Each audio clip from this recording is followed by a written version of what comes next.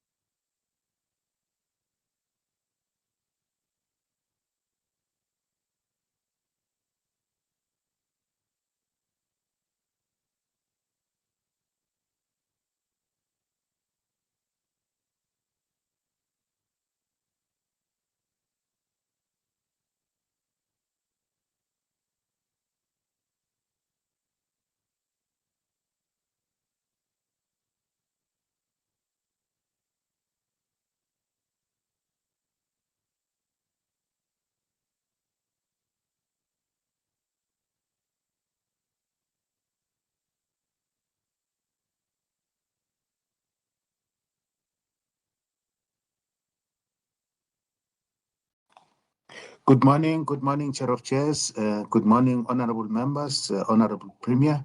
We are checking the quorum. Right now, we will revert back to the presiding officer.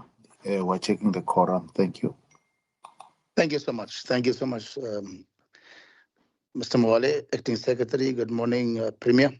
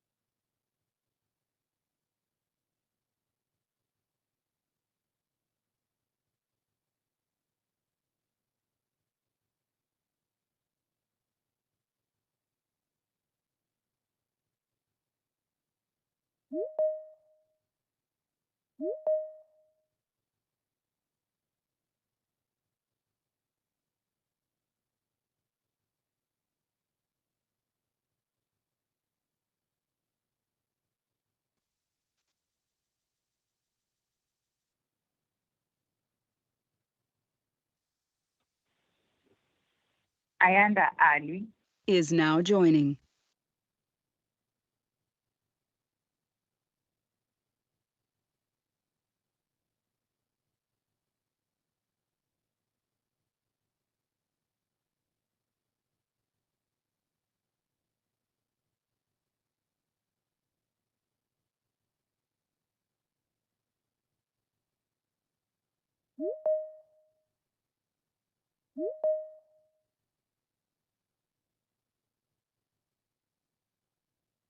Acting Secretary, Mr. Mwali, how far are we? Please.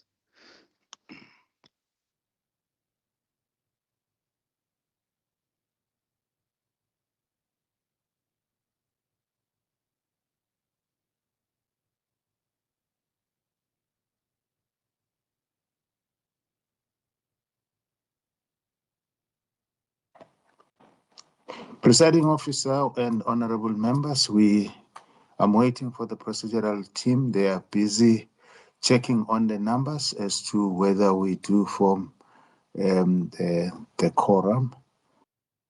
Please bear with us. We are just checking. The team is busy checking. Okay, Thank sir. you. Thank you so much. Thank you so much.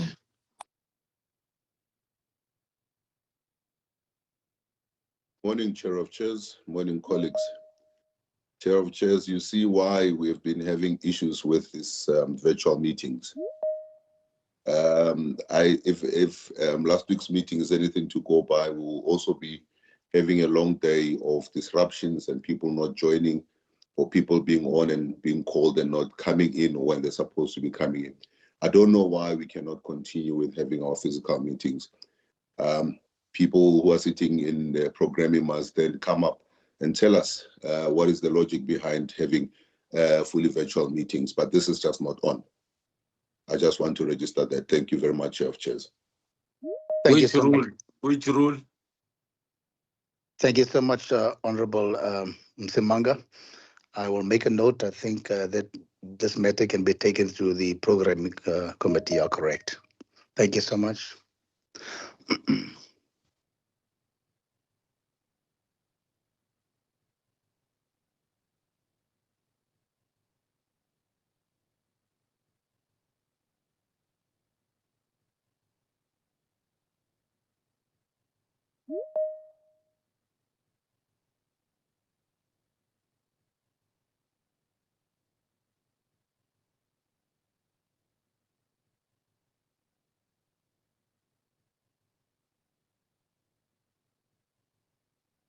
Good morning, honorable members and colleagues. This is Charmaine from Proceedings. We do have a quorum, honorable members and colleagues. We have about 50 members online. Thank you.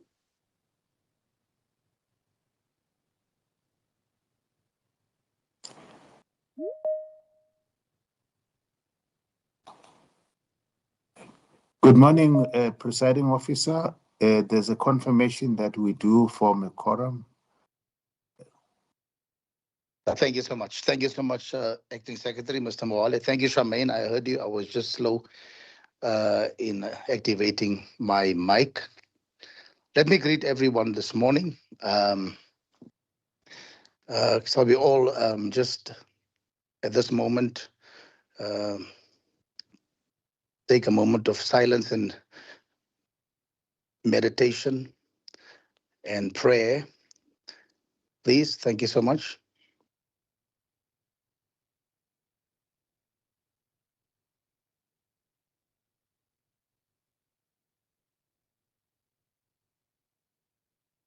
Thank you, honorable members. Good morning, Honorable Premier. May I greet you this morning, members of the Executive Council, members of the Provincial Legislature, the Chief Whip, leaders of political parties, Integrity Commissioner, ladies and gentlemen, the people of Gauteng that is joining us on social media, all Ayanda guests, Ali Is now You are- exiting. you are all welcome. We have, let me start with the proceedings for today. On the sitting, I will be presiding over this sitting as we complete the work in the order paper. There is a few member statements, and then there is, I think, 21 questions. One question to the Premier, and then 21 questions for the executive. There's no MEC statement in terms of Rule 79, subsection 1. We have member statements, and I hope that the members are on the platform to speedily do what they have to do. I just heard now Member Ali has left and she is first. Is she not here? Because I heard that she exited. Let me go to Honorable Ntseke. You can read your member statement, please, Honorable Ntseke. Thank you, Presiding Officer. Good afternoon to all members. Recently, I've been begging the MEC to please prioritize the resolving of NPO funding delays that are taking place once again.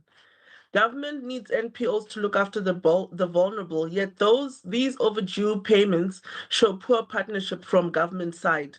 Some NPOs have not even received rejection letters. Some have received but are told there are errors.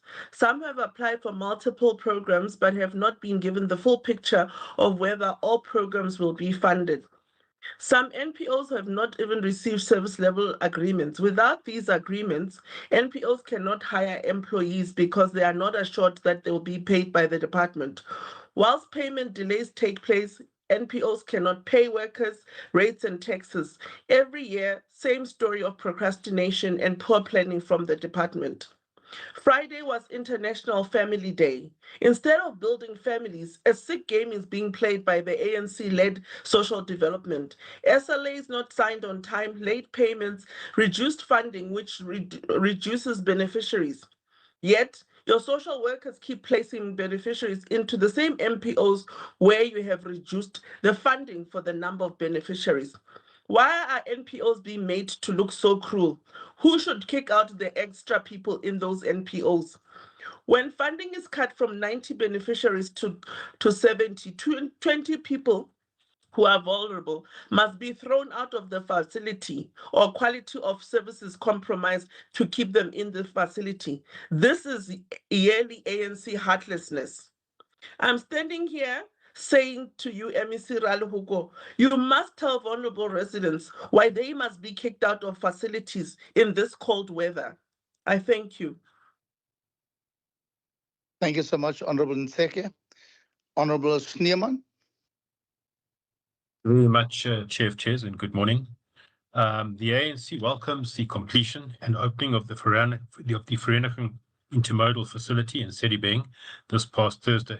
The Vereniging Intermodal Facility ensures that commuters have access to an efficient public transport system and is a vast improvement on previous facilities. For the first time through this facility, access to buses, minibus taxis, e-hailing services, non-motorized transport, and rail services are accessible in both a safe environment and state-of-the-art infrastructure. The facility that was opened last Thursday includes CCTV cameras, which helps to ensure the safety of users of the facility. It has controlled access and is a secured facility. There are covered loading bays. It has solar power, trading facilities for hawkers, office space for the various associations operating out of the facility, as well as wash bays and vehicle maintenance facilities. The opening of the facility will also help to stimulate local economic development in the surrounding area.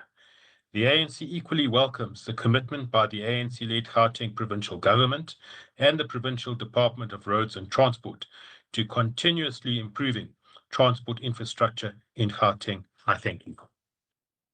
Thank you so much, Honorable Schneemann. Honorable Ali, I see you have joined. You can do your member statement, please.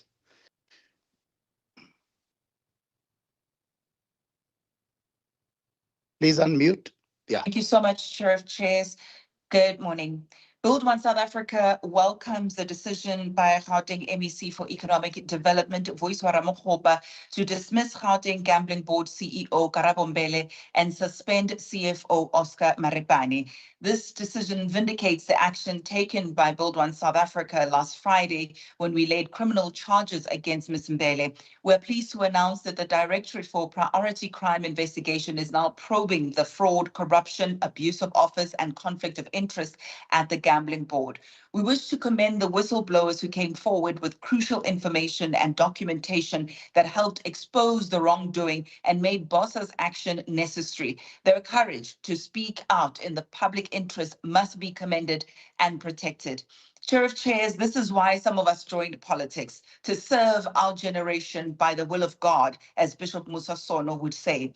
This is a generation that hungers and thirsts for a prosperous South Africa, a South Africa free from corruption, crime, grime, poverty, and all other societal ills. A generation filled by the disconnect between the nation's great potential and ultimate output. A generation bursting with innovative ideas and yet hamstrung by government ineptitude. We fight for this generation. We will put our bodies on the line for this generation. Chair of Chairs, to borrow from Nelson Mandela, we fight against private sector corruption. We fight against public sector corruption, for we cherish the ideal of a democratic and corruption-free society in which all persons live together in harmony and with equal opportunity. This is an ideal for which we hope and we strive, and I am ashamed to say that in this democratic dispensation, where our liberators have become our oppressors and whistleblowers are slaughtered like the apartheid regime mercilessly murdered freedom fighters, we too now say this is an ideal for which we are prepared to die. We thank you so much to the MEC Ramokgopa for doing the right thing, that now we will live and strive for freedom. We thank you. Thank you, Honorable Ali. Honorable Dr. Masuku. Good morning, chairs of chairs. Good morning, colleagues. Good morning, citizens of Gauteng. Honorable chairs of chairs, the African National Congress rises to inform this House that on the 13th of May last week, the ANC caucus John Mpisi Political School successfully hosted an important political education class addressed by the ambassador of the Islamic Republic of Iran on the theme US-Israel aggression against Iran, its implication on the global economy. The class also addressed the impact of this illegal war on South Africa and the imperative to restore diplomacy. The engagement provided sobering analysis of the devastating consequences of the ongoing military aggression led by the United States and its allies against Iran. It blunted violation of international law and principles of the United Nations Charter. This session highlighted the unlawful attacks and the naval blockade imposed on Iran have triggered one of the largest disruptions in the history of the global oil market, with Brent crude price surging by more than 75%. The consequences of this imperialist action are not confined to the Middle East. Developing economies such as South Africa are paying a severe price. The war has already contributed to a sharp increase in fuel prices, food inflation, fertilizer shortages, transport costs. The Johannesburg Stock Exchange reportedly lost nearly 2 trillion in market capitalization during the first wave of this crisis. The political class further reflected on how the blockade of Iranian ports threatens global food security, disrupts supply chain, and undermines the sovereignty of nations of the global south. We therefore reaffirm our principled commitment to peace, multilateralism, respect for sovereignty, and the peaceful resolution of disputes through dialogue. The ANC condemns the imperialist aggression against Iran, calls for the immediate lifting of the illegal naval blockade, and support renewed diplomatic engagements under the leadership of the United Nations. I thank you. Thank you, Honorable Dr. Masuku. The last statement is Honorable Mokwala.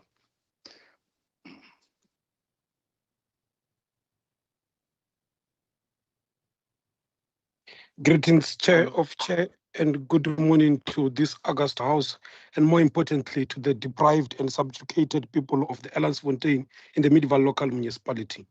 Chair of Chairs, today we rise on behalf of the economic freedom fighters to raise a matter of urgent public concern affecting more than hundreds of working-class families in Elandsfontein under the jurisdiction of Midvaal local municipality. These residents invested their hard-earned savings in the purchase of residential address ends from TAR properties, having been assured that the land was legally compliant and that the necessary zoning, township establishment, and municipal approvals were either secured or nearing completion. Yet today, not a single beneficiary has received transfer of ownership, and many remain in complete uncertainty regarding the legal status of their land. What we are witnessing today simply an aggregate contractual disagreement. It points to a deeply troubling pattern of exploitation in which poor and the working class people are induced to invest in property under promises that may have had no lawful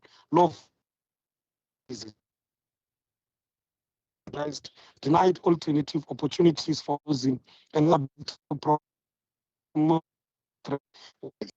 should provide accountability remain silent. Modification of land in a manner that excludes Black working class communities from meaningful ownership. In a democratic South Africa, Chief of Chairs, access to land and shelter cannot remain the reservoir of those with wealth and influence, while the poor are subjected to speculative schemes and endless bureaucratic neglect. We therefore call on the Gauteng provincial government through the relevant departments and oversight structures to urgently intervene and ensure that all records relating to the Elandsfontein development are disclosed, including zoning approvals, township establishment processes, and all compliances documentation. A full investigation must be instituted into the conduct of the developer and any public official who may have enabled or failed to act on this matter. The affected families deserve clarity, either the legal transfer or the stance they paid for, or full reimbursement. Anything less encourages the injustice that they are confronted with. Thank you very much. Thank you, Honorable Makwala. Let me thank you, all the honorable members, for those member statements. Moving right along, we have no motion without notice in terms of Rule 120, and giving notice of a motion in terms of Rule 121, we also have none. Let me also say there is no stakeholders, obviously, because we are virtual. However, there is a stakeholders that is following the sitting online. We want to welcome all stakeholders. There are the following apologies, honorable members. Speaker Musupuya, she's at the conference. Deputy Speaker Manambela, urgent party business. Honorable F. Mulder, conference. Honorable A. Alberts in a conference. Honorable Rale Hoko, prior commitment. Honorable L. Makubela, conference. Honorable N. Kani, study tour. I'd like to know who's going to do his question to the Premier. Honorable T. Lebere, study tour. Honorable A. Musai, study tour. Honorable M. Hickling, study tour. Honorable B. Kaba, study tour. Honorable M. Sidinyane, study tour. Honorable N. Mohobe, study tour. Honorable R. Robinson, study tour. Honorable J. Muller, conference. Honorable A. Fuchs, peer review program and training. And Honorable B. Engelbrecht, conference. Those are the only apologies that I have received. I will move right along, honorable members, to the questions to the Premier for oral reply. I will ask Honorable Nkani is supposed to do that. Can I find out who's going to do it? Is he on the platform, Honorable Nkani? I'm doing the question on behalf of Honorable Nkani, Chair of Chairs. Thank you. Thank you, Honorable Matlabe. Thank you, Chair of Chairs. Go ahead, sir.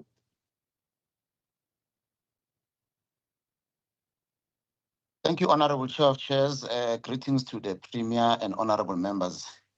Honorable Premier, during your February 2026 State of the Province address, you made an announcement that the report of the Gauteng Commission on Traditional Leadership Disputes and Claims had been finalized.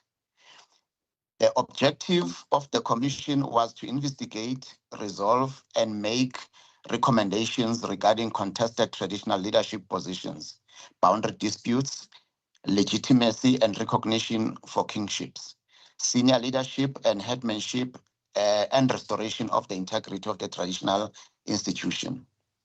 Considering the above, would like you to respond to the following questions. 1, why has the why has the finalized report of the Gauteng Commission on Traditional Leadership Disputes and Claims not yet been made public, despite your February 2026 State of the Province announcement?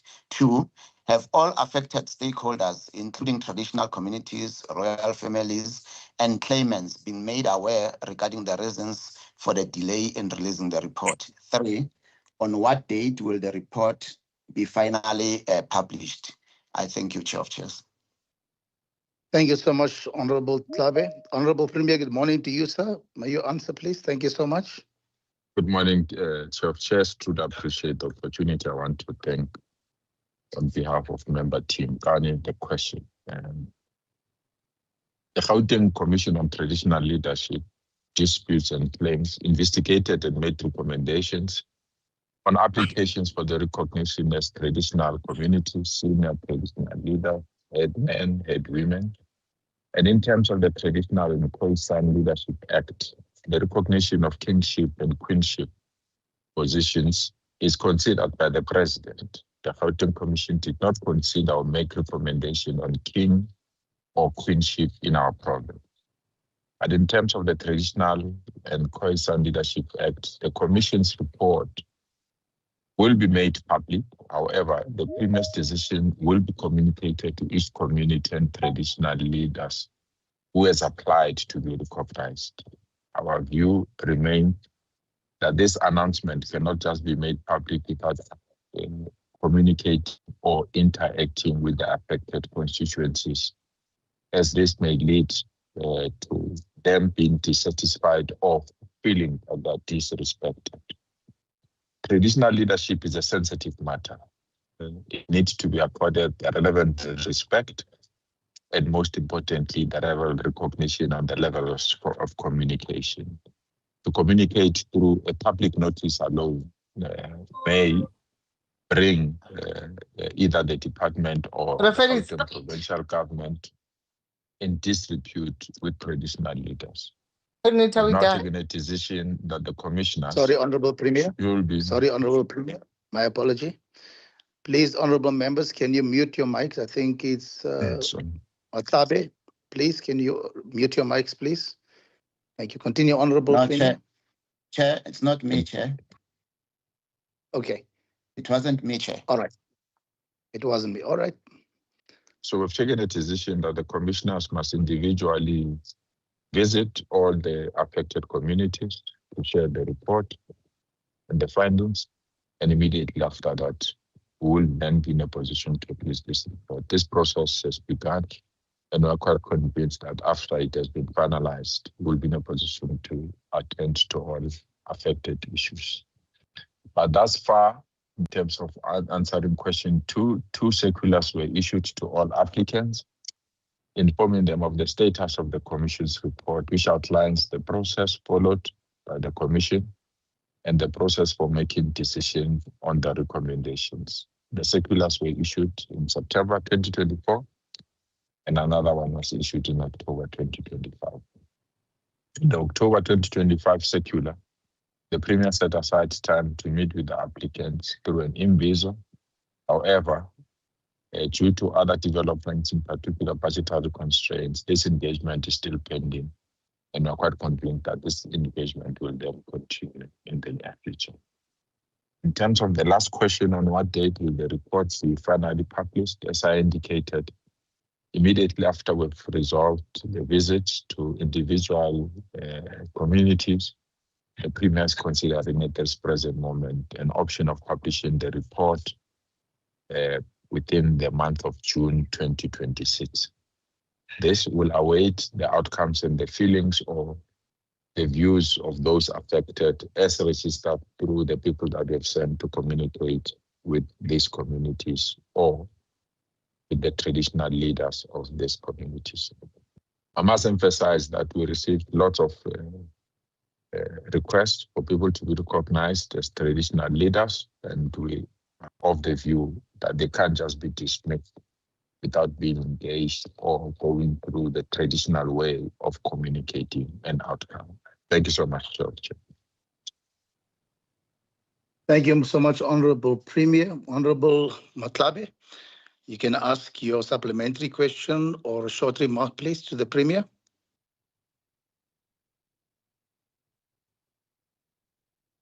Thank you, Honorable Chair of Chairs and Honorable Premier.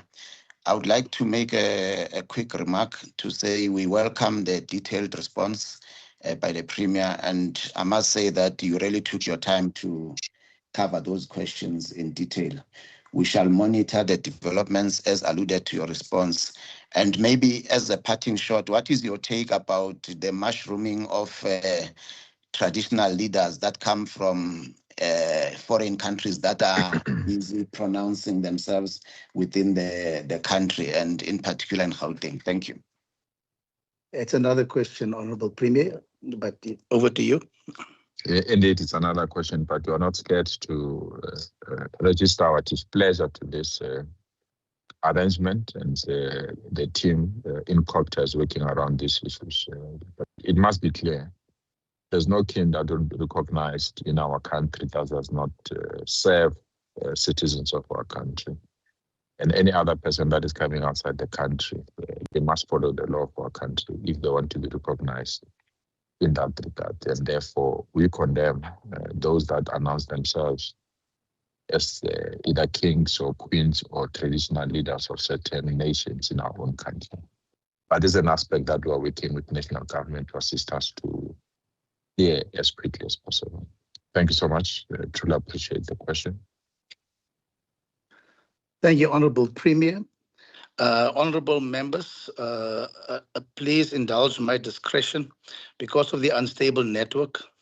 Rule 138, subsection 9, which allows for additional supplementary questions or additional remarks from members. I would waiver that for now, because I think everybody is also very busy. So I want to put that as a discretion for the rest of the meeting. Thank you so much.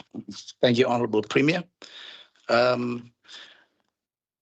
I'm going over to the questions for oral reply to the executive in respect of Rule 134. Honorable Mesu, can you please ask your question to the Honorable Premier? Thank you so much. Thank you, Chair of Chairs. I'll also be taking the question for Honorable Mesu as well. Okay, thank you. After I concluded an unannounced oversight visit at Tsakani Police Station, I am now fully convinced that the recent reports about severe recurring shortage of basic stationery, including paper, pens, and toner for printing at several police stations across Gauteng, notably in Ekurhuleni and Tshwane, are true. These shortages have reportedly hampered service delivery. Stations reported to be affected include Davidton, KwaThema, Duduza, Tsakani, Springs, and locations in the city of Johannesburg as well. Can the MEC respond to the following questions? 1, what specific failures in the SAPS procurement and supply chain management led to a total depletion of basic materials across multiple districts? 2, to what extent have these shortages contributed to underreported crime statistics in Gauteng? 3, are there emergency contingency funds or digital reporting alternatives being activated to bypass the current physical paper bottleneck? 4, as the department, do you have mechanisms in place to monitor the service providers that are responsible for the supply of stationery? I thank you, Chair of Chairs. Thank you so much, Honorable Matlabe. Honorable Premier, you may respond. Once more, let me take this opportunity to thank Honorable Matlabe for the question on behalf of Member Mesu. In terms of question 1, the procurement and supply of basic stationery within the South African Police is managed through their supply chain management environment in accordance with applicable legislation, National Treasury's prescript, and the SAPS internal procurement policies and regulations. Basic stationery requirements at police stations and offices are generally identified the relevant component of station administration, and they are submitted through the prescribed internal procurement processes. Procurement is therefore conducted either through transversal contracts arranged by National Treasury or SAPS term contracts, or by obtaining quotations in accordance with applicable threshold values the SCM prescribes. So station commanders are responsible for ensuring that stationary requests are aligned with operational needs and that stock control measures are maintained to prevent wastage, loss, or irregular expenditure. SCM officials are further responsible for ensuring compliance with procurement legislation, fairness, transparency, competitiveness, and cost-effectiveness in all procurement processes. So in terms of question 2, to what extent have these shortages contributed to underreported crime statistics, the SAPS has given us this response that there is no evidence indicating that stationary shortages contributed to the underreporting of crime statistics in Gauteng. Police stations continue to register and process cases through implemented contingency measures, including the redistribution of available resources and assistance from neighboring stations where required. In terms of question 3, in respect of contingency funding, all cost centers were invited during December 2025 and January 2026 to apply for additional stationary allocation, for which supplementary funding was made available to those who submitted applications. The province had recognized the critical need for such items and the potential adverse impact that shortages could have on frontline service delivery, which necessitated the invitation for additional funding. In terms of your last question, yes, SAPS has mechanism in place to monitor service providers responsible for supply of stationery, while procurement and delivery processes are managed through approved supply chain management systems, including the central supplier database, as well as internal monitoring and control measures aimed at ensuring the timely ordering, distribution, replenishment of stationary suppliers to affected stations and components. Thank you so much, Chair. Thank you, Honorable Premier. Honorable Motlabe, any supplementary question or short remarks, sir? Thank you, Chair of Chairs, and thank you to the Premier as well. I'll make a short remark by saying, indeed, we welcome the response, and we urge the Premier to closely monitor the situation with regards to the police stations, because the issue of shortages of equipment and instruments for fighting crime is an important matter which cannot be underestimated. And definitely in the long term, it will contribute towards whether we are effective or not effective in fighting crime. However, we are pleased with the responses given by the Premier, and we hope that the situation will be monitored closely to ensure that there is no police station in Gauteng that is actually affected by such situations. Thank you. Thank you, Honorable Matlabe. Thank you, Honorable Premier. The next question is supposed to be asked by Honorable Engelbrecht, but Honorable Leander de Jager will ask it on behalf of Honorable Engelbrecht to the MEC Agriculture and Rural Development. Honorable de Jager. Thank you, Chair of Chairs. With regards to African swine fever, could the MEC please indicate the following? Number 1, have any cases of African swine fever been reported in Gauteng? Number 2, how many in rands and cents has been lost to African swine fever? Number 3, what support is being provided by farmers affected by African swine fever? And number 4, what measures are in place to curb the spread of African swine fever? Thank you. Thank you, Honorable de Jager. Honorable MEC Ramokgopa, you may answer, ma'am. Good morning to you. Good morning, Honorable Chair of Chairs. Thank you for the question, Honorable de Jager. With regards to African swine fever, Honorable Chair of Chairs, yes, there are 7 outbreaks of African swine fever that were reported in the city of Tshwane since November 2025, of which 5 outbreaks were in big commercial piggeries, 1 in a small-scale farm, and 1 at a speculator. The second question, how much in rands and cents? The total costs incurred by the South African pork producers organizations are estimated at approximately 10 million rand. These costs include culling, disposal, and labor. The costs incurred directly by farmers have not yet been submitted to the department. A total of 69,171 pigs were affected, of which approximately 60,000 were culled.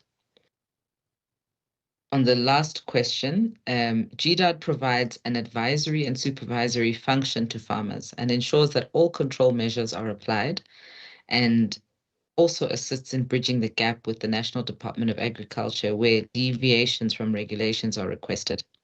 GDAD also liaises with colleagues at SAPO and the private consulting veterinarians and works collaboratively as a team to control the disease. Thank you, Chair of Chairs. Thank you so much, Honorable MEC Ramokgopa. Any supplementary question and short remark, Honorable De Jager? No, thank you. I'm covered. Thank you very much. Thank you so much. Thank you so much.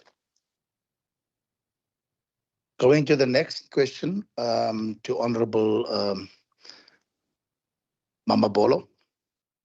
Honorable Mamabolo, hold on. Just hold on. I think I'm ahead of myself. Yes, I'm ahead. The question that Honorable Manamela, I don't know who's going to ask that question. Is Honorable Manamela here, Deputy Speaker? If she's not, can Honorable somebody... Deputy Chair of Committees, on behalf of Member Honorable Gentile. Manamela. Okay. Yes, Thank Chair. you. Yeah. Thank you, Honorable Gentile. Go ahead, ma'am. Thank you so much. Good morning to yourself and the honorable members on the platform. The question on behalf of Honorable N. Mhlakaza Manamela of the African National Congress to ask the MEC of Infrastructure Development regarding the interventions led by the Presidential Working Group in line with the interventions seized with the sole task of addressing Gauteng's water crisis. Can the MEC share with us, number one, what kind of work has been done to date to stabilize and maintain the water distribution network in areas of Johannesburg as part of the Gauteng's water crisis response plan? Number two, in Tshwane, what kind of support has the IGR platform unlocked in relation to addressing the two systems not yet linked to Rand Water, and what process has been achieved on this front? Question number three, what kind of work has the Gauteng provincial government done to date in intensifying the efforts to reduce non-revenue water in Johannesburg, in Ekurhuleni, and the city of Tshwane? And the last question, Chair of Committees, what lessons can be learned from Ekurhuleni water management model? I thank you. Thank you, Honorable Gentile. Good morning, Honorable MEC Mamabolo. You may respond. Thank you so much. Yes, thank you very much, Chair of Chairs. I don't know if you can hear me. Very clearly, Just to greet you, it's me. I'm here. Hope you can see me. With your permission, to maximize the performance of the connectivity. Let me thank Honorable Gentile for the question on behalf of the Madam Deputy Speaker. The reply goes as follows, or let me greet the Premier as well, honorable members, MECs, everybody in the House. The reply goes like this. The first question, Chair, relates to the presidential work in the city of Joburg, and our reply is that the Gauteng provincial government, working with the Presidential Working Group and the City of Johannesburg, has focused on short-term stabilization and medium-term network strengthening.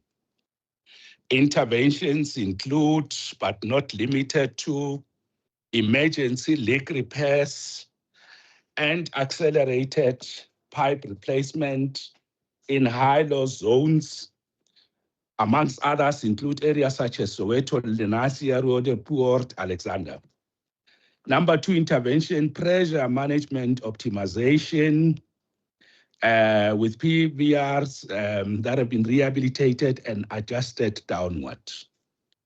Number 3, refurbishment of key reservoirs and pump stations, including Brixton, Crosby, Orlando East, and Randburg systems. Improved operational coordination between Rand Water, Johannesburg Water, and the provincial war room to manage supply constraints and planned shutdowns. Number 4, deployment of water tankers and static tanks in severely affected areas during peak shortages. The last intervention is progress made with disconnection of Zandspruit informal settlement, illegal connection to the main supply pipe, and of course, working with SAPS, the operation was fully executed to disconnect illegal connection. Planning is now underway to execute the 9 informal settlements identified as having illegal connections and contributing to high water consumption and losses. These actions have contributed to reduced unplanned outages, improved reservoir recovery times, and better communication with communities. With respect to the second question on Tshwane, our replies, the weekly Intergovernmental Relations Forum, abbreviated as IGR Forum on Water Challenges, which meets every Wednesday, including the Provincial Water Response War Room, the COCTA Department of Water and Sanitation Joint Task Team, and the Premier's Coordinating Forum have enabled, number 1, that Roodeplaat is working with almost about 50% capacity storage from 25%, while other maintenance work is ongoing to move it to about 75% storage. Red Flay storage stopped because of upstream water quality issues being attended to by ERVAT in the city of Ekurhuleni. That's planned to be completed by end of the year. At the same time, maintenance work in the storage facility is being worked on.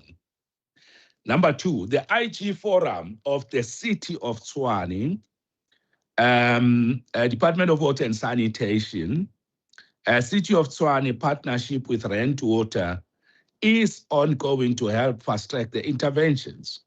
Rand Water is also helping in maintenance of the facility. Number 3, fast-tracking of approvals for bulk infrastructure upgrades required for integration. Number 4, mobilization of support, including engineering capacity from Rand Water, with focused collaboration on reducing leaks in Region 1 and increasing production at the Roodeplaat and Red Flay systems. The last one, funding coordination, ensuring the city's grant allocations prioritize the required linkages. And we are pleased to report that to date, firstly, detailed designs for the integration pipeline are complete. 2, procurement processes have been initiated for the first phase of construction. 3, interim measures, tankering, borehole rehabilitation, pressure zoning are being implemented while long-term integration is underway. IGR Forum in place to monitor progress of the intervention. Last but 1, Roodeplaat working, but not at full capacity until all maintenance is completed. ERVAT, that's the last one, sorting out pollution on upstream waters before Red Flay is operational. Number 3, with respect to non-revenue water, Joburg, Ekurhuleni, and City of Tshwane, the province has adopted a provincial 5% non-revenue water reduction framework implemented through the Water Response War Room to drive systematic reductions in physical and commercial losses across municipalities. In parallel, the province is in the process of finalizing the Gauteng Municipal Water Consumption Reduction Compact into a sequenced program of action. The intent is to ensure that the compact move from a policy commitment to measurable coordinated execution across all parties. In this regard, we are pleased to announce the following interventions that include, but not limited to, part of daily water consumption, meetings with metros on water consumption levels, plant meter replacements, dashboard reporting and monitoring on municipal reporting on water reservoir levels, non-revenue water losses and repair of leaks. Municipal non-revenue water diagnostics completed for all 3 metros identifying priority hotspots.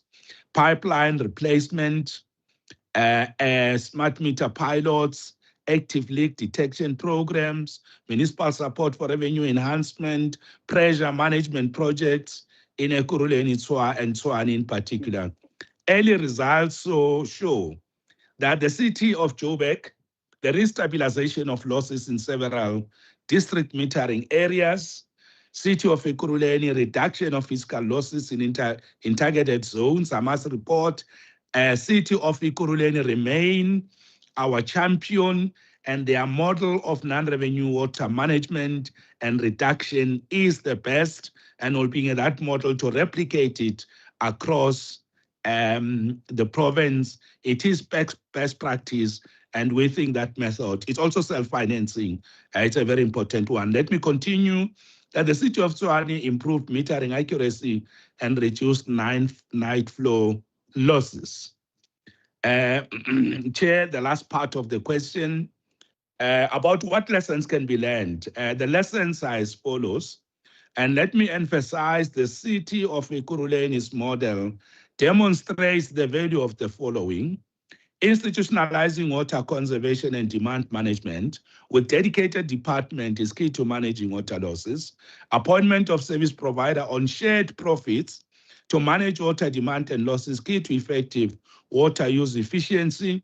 All municipalities need to be encouraged to adopt this. Just to explain, this is about, this is a self-financing mechanism to deal with water leaks that is being applied by the city of Ekurhuleni, and we believe, and of course the service providers appointed do it at risk, and they are able to be paid on part portion, split with the city on the money that would have normally been paid to rent water. This model is correct and would like to replicate it. Strong technical governance with a dedicated water command center, monitoring real-time system performance, integrated asset management, ensuring maintenance, refurbishment, upgrades follow a structured life cycle plan, district metered areas, proactive maintenance, cross-departmental coordination. These lessons are being incorporated into the provincial water crisis response plan and will be shared with other municipalities. Thank you very much, Gentis, and thanks to Honorable Gentil, sorry, and thanks to you. Sorry for taking long. That's the reply. Concluded. Thank you very much. Thank you, Honorable Mabolo. Honorable Gentile, any supplementary question or short remark from your side? Thank you so much to the MEC for the comprehensive report and the work that I think has been done. But I do want to, urge the MEC to really, in terms of the IGR work that they are doing, that they must also intensify on communicating to citizens in time, because the reality is there is so much work that is happening. And the anxiety from citizens would be that if anything happens, even if there is maintenance and they don't see any water, they would think it's business as usual, and they may want to take it to the streets. So I do want to propose that as part of the IGR work that they are doing, they must also strengthen on communicating to different communities in Gauteng on all the work that has been done and the work that is continuing in restoring water in Gauteng. Thank you so much. Thank you so much, Honorable Gentile. Honorable Mabolo, are you covered? You want to say something? Yes, I just want to say to Honorable Gentile that next week, after our report on the turnaround we are doing, we will also proceed in the Disaster Management Center in Midrand to strengthen our ops center with communications capacity. So we will be doing our communication that integrates all the communicators across the municipalities. They will be part of that machinery. We hold IGR on municipal communication every Mondays at 6 o'clock every week. So we have identified communication as a problem.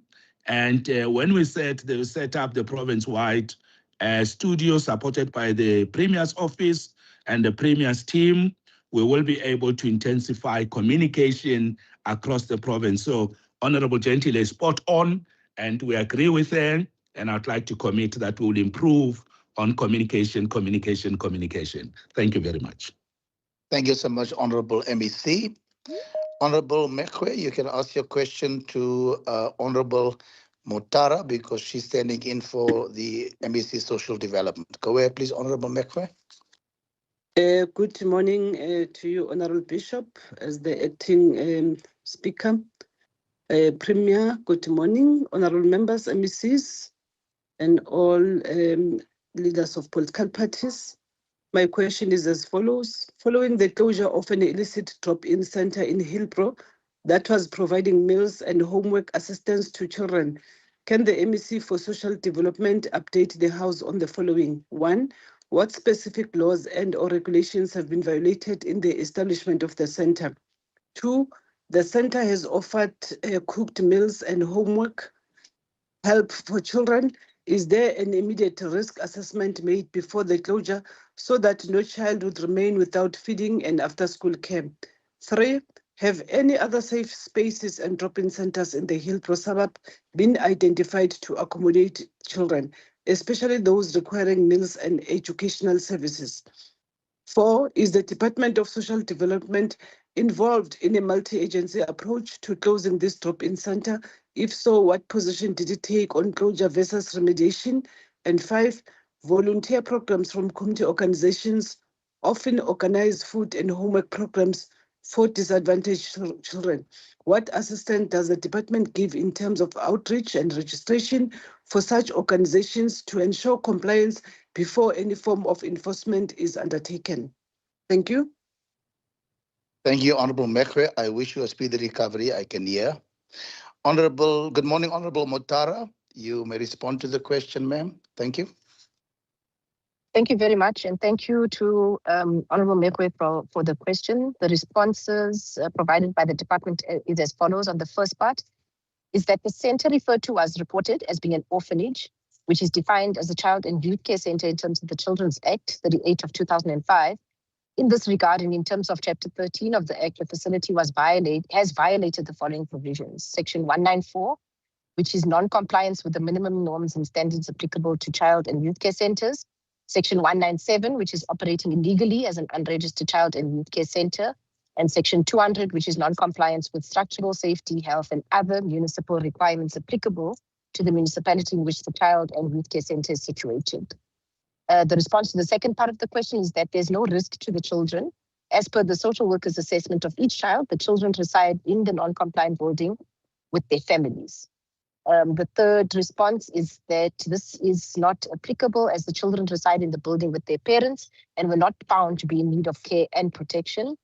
The response to the fourth part of the question is as follows. Yes, the department is working with the municipality, which is responsible for the building. Based on the structural and municipal compliance requirements, the City of Joburg has formally confirmed its position in writing for the immediate cessation of operations in the building. The Department of Social Development is currently preparing to enforce the closure of the facility in line with Section 204 of the Children's Act 38 of 2005. The department will not pursue remediation as structural non-compliance renders the building unsuitable for service delivery to children. Where structural compliance requirements are not met, the department cannot proceed with the registration of a facility. The building is therefore deemed high risk and inappropriate for the rendering of services to children.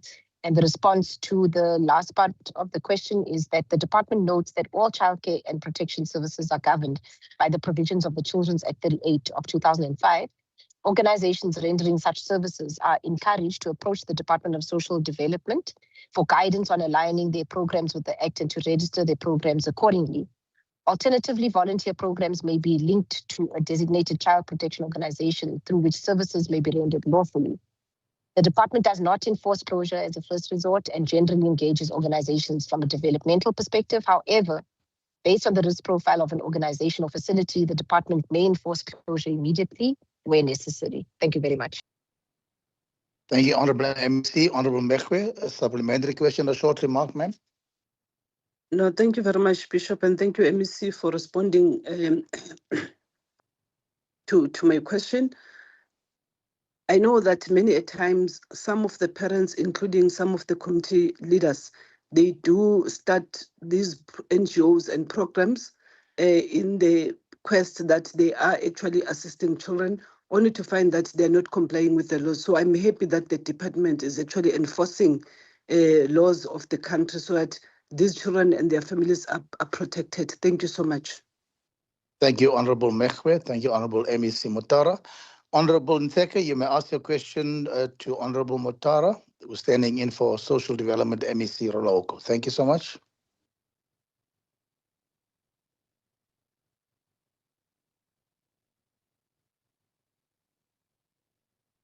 Honorable Ntheke.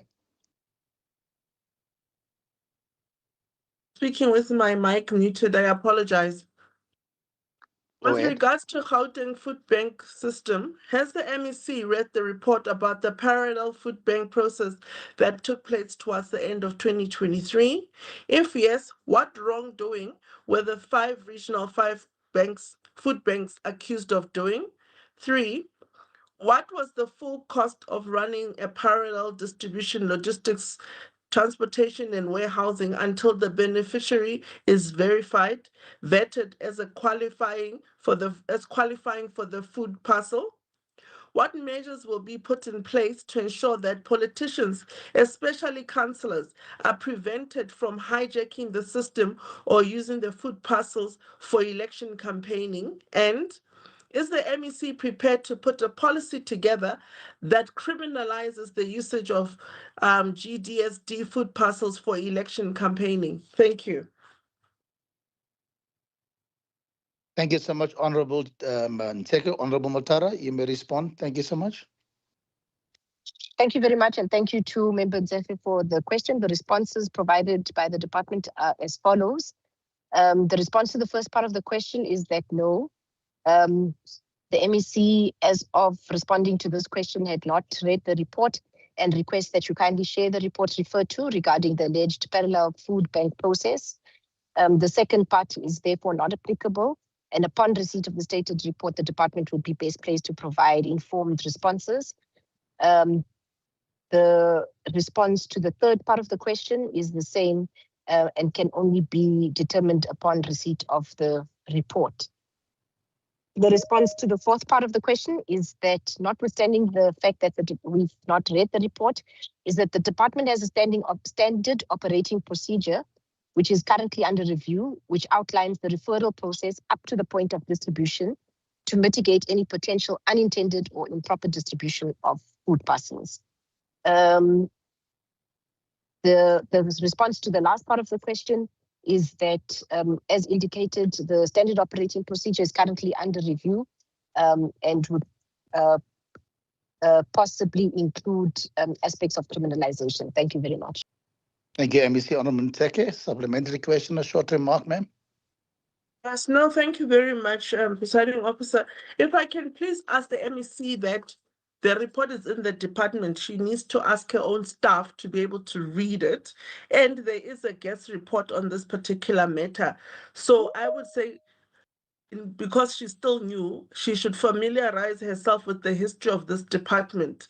But I'm very concerned, particularly when I see the centralization of the food bank, that I don't want to see councillors suddenly distributing food parcels, because then we know they'll be using it for electioneering. Thank you very much, Presiding Officer.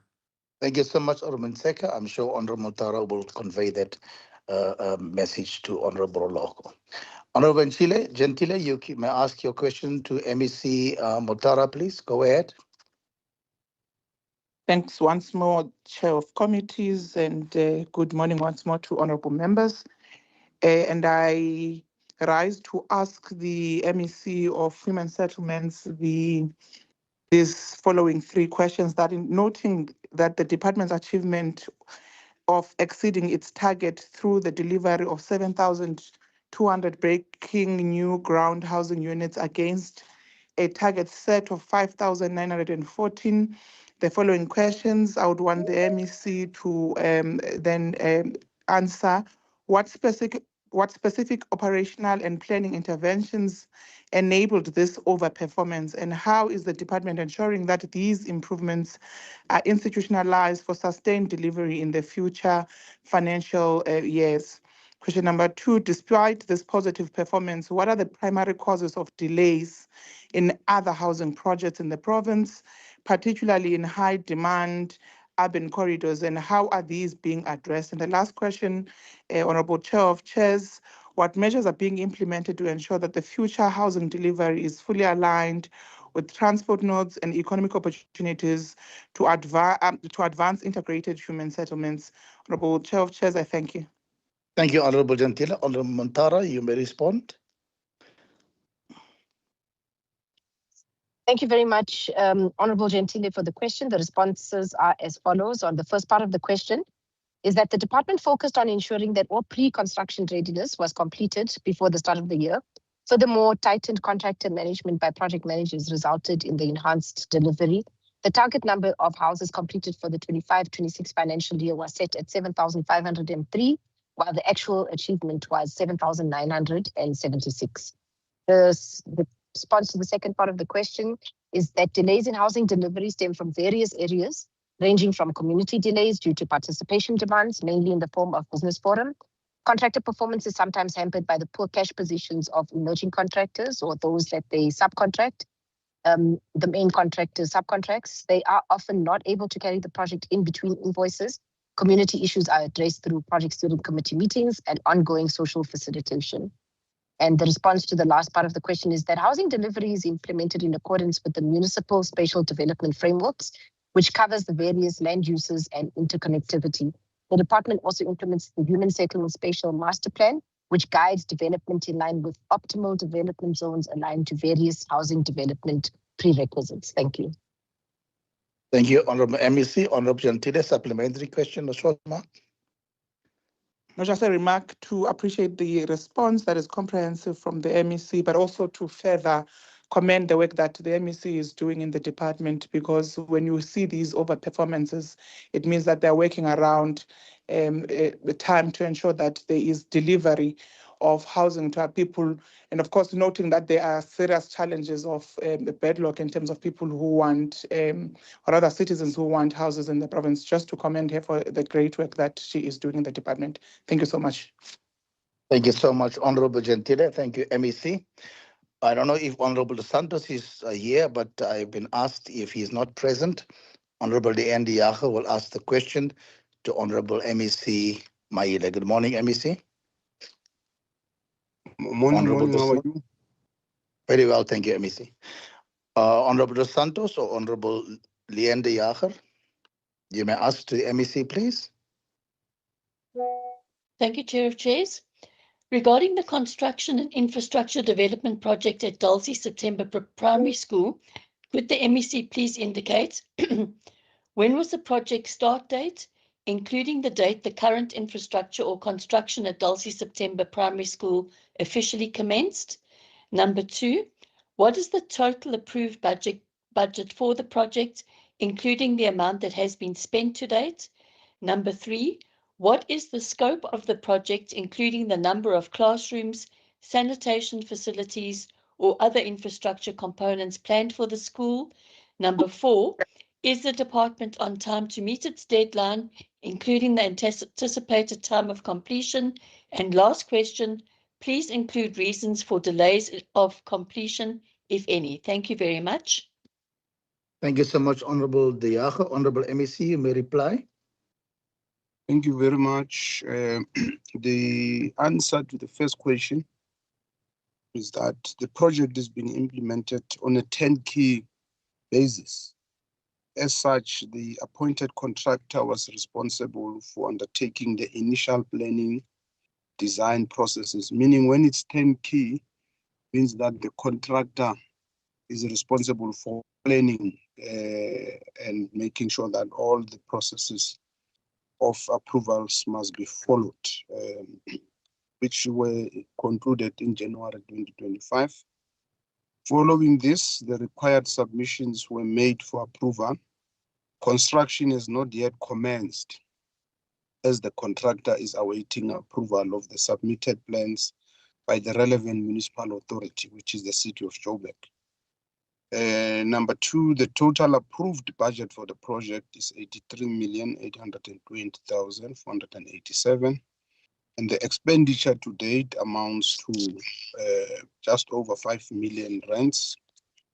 On question 3, the scope of the project entails the construction of a new brick and mortar school with the following accommodation schedule: classrooms 42 for grade R8, multi-purpose classroom, laboratories 1, library, computer room, admin block, hall and nutrition center, ablution facilities in each block, guardhouse, service area, refuse area, sports facility, sports ground, and the combi courts. Question 4, the project is currently behind schedule due to delays in the approval of the site development plan and building plans. And once approval is granted by the municipality, construction will commence and is anticipated to take approximately 18 to 24 months. Question 5 is that we are still waiting for the approval of the site development plan, as I just indicated now. Thank you very much, Honorable Chair.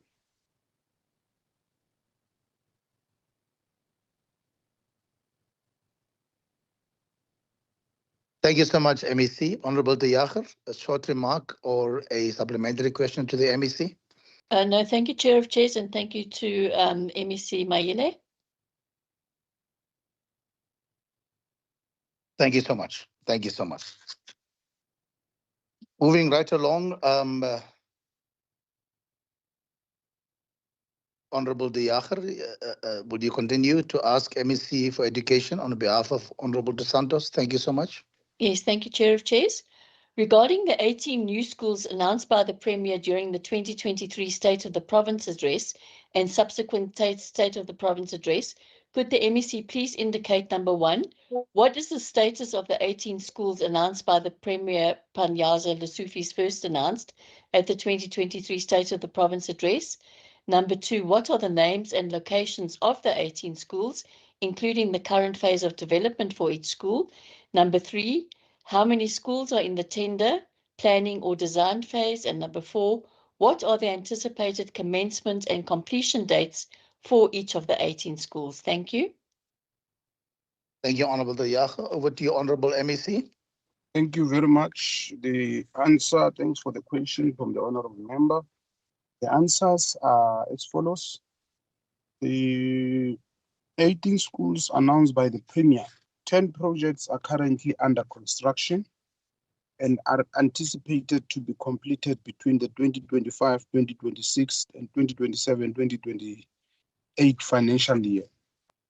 Four projects are awaiting approval of site development plans and building plans by the relevant municipalities.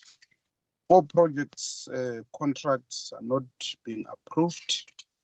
On question 2, I want to give the names because the names also include Dalsy September. Birch Acres Extension 3 is under construction and the location is in Birch Acres. Mayfield Extension 5 in Benoni, it's under construction. Mayberry Park in Mopel Street, Albertine, under construction.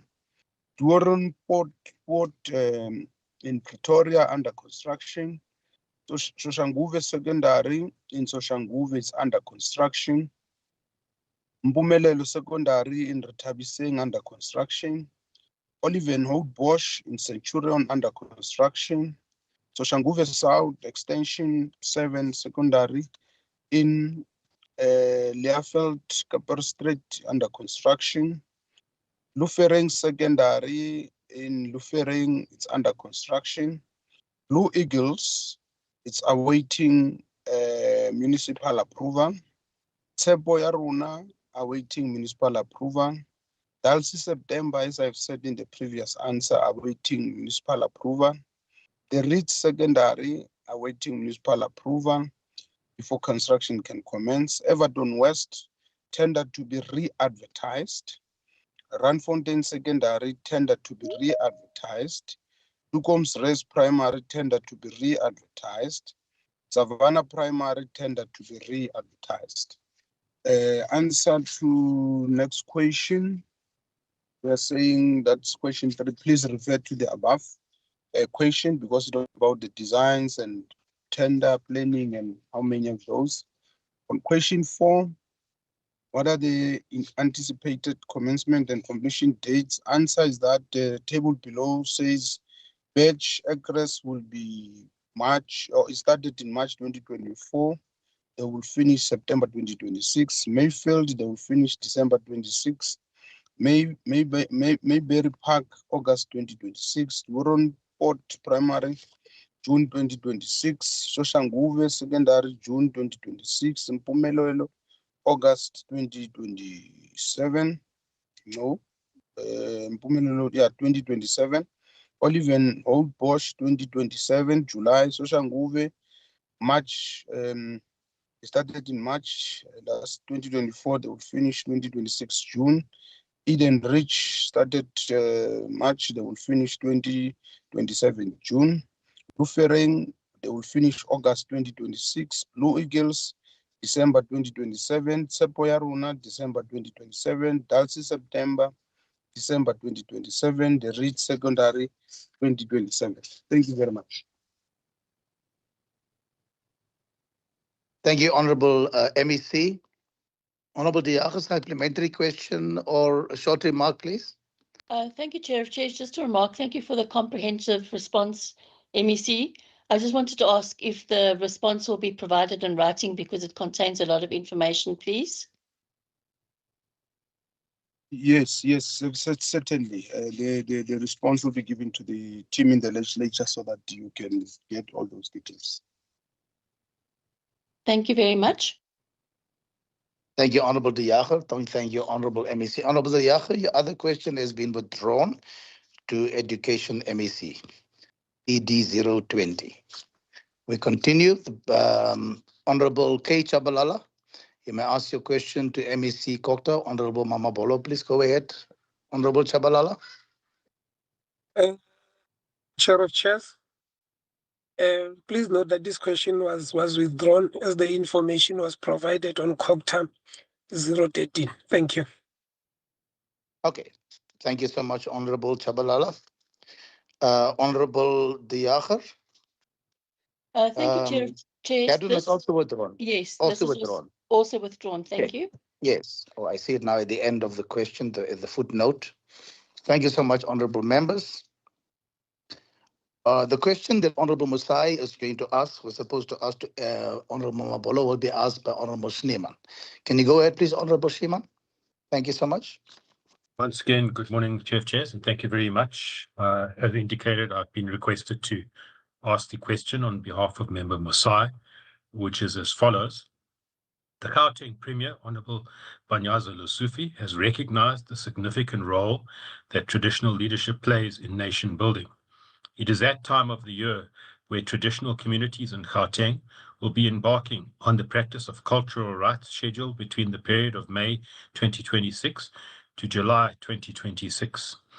The Amandabela, Nsuza, and Manala people will be commencing their winter initiation season across the length and breadth of the Gauteng City region under the stewardship of Gauteng Kokta leadership, working together with the PICC.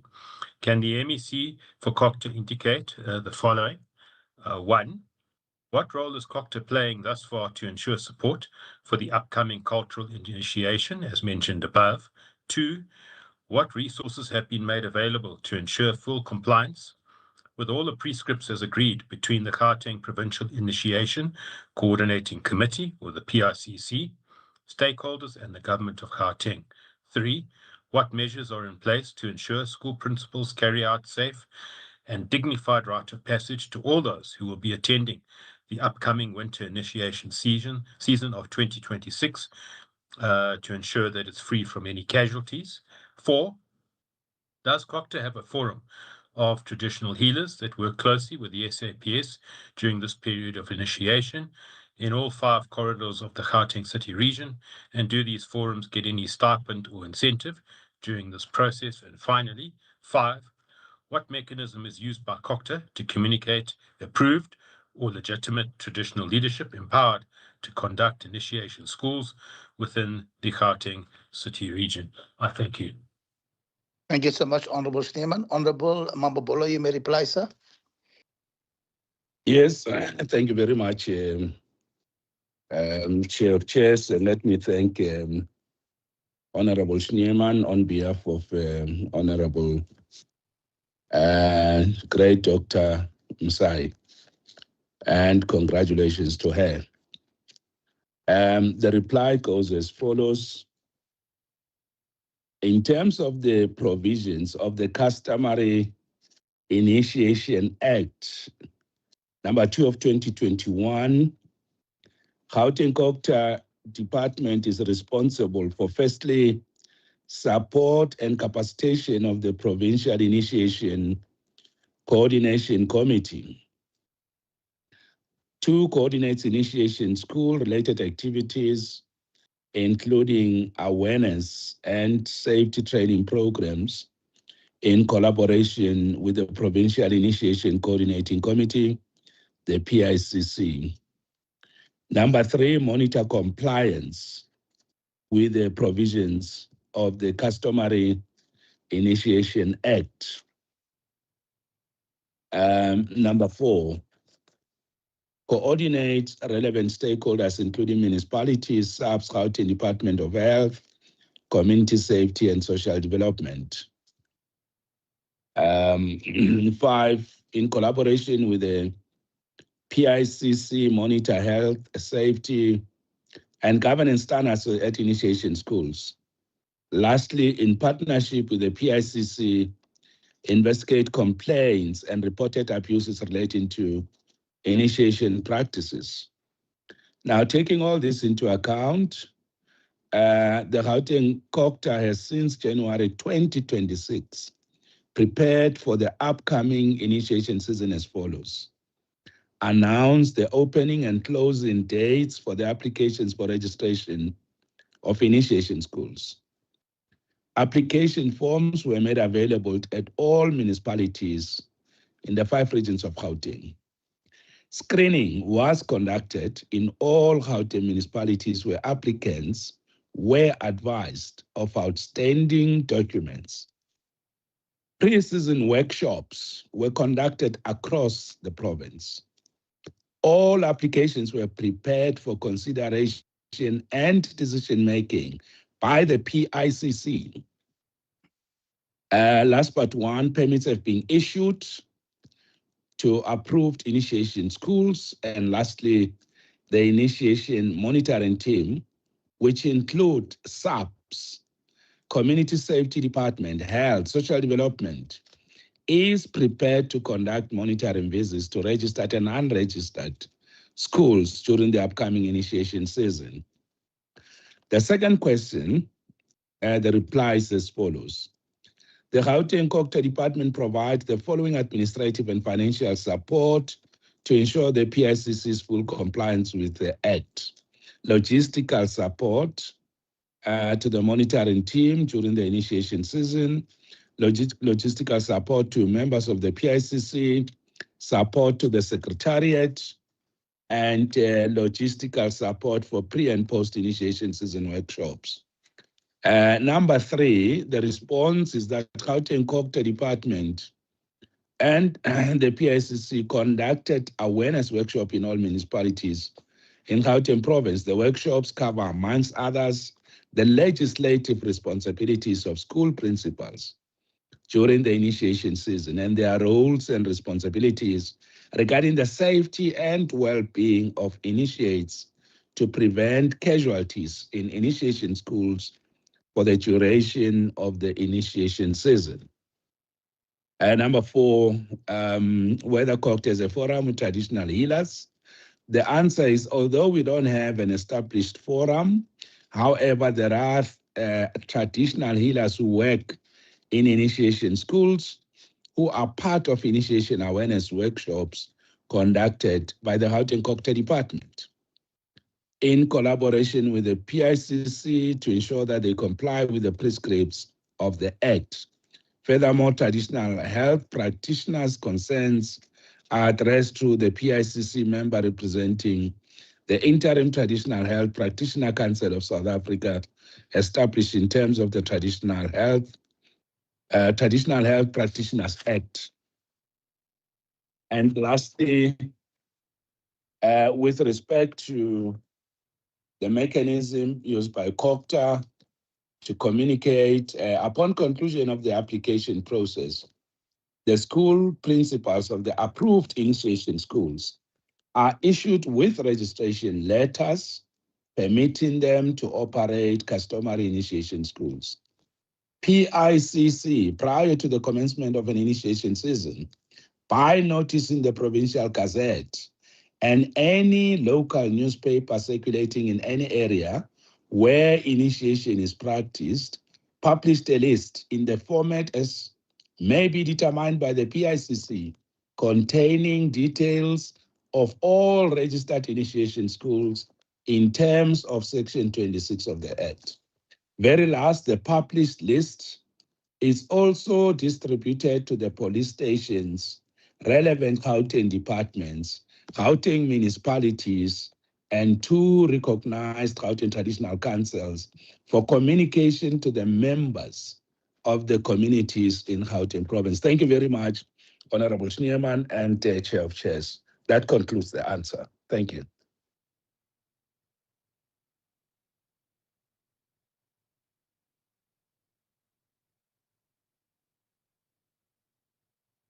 Sorry. Thank you, MEC Mamabolo. Any short remark or supplementary question, Honorable Schneemann?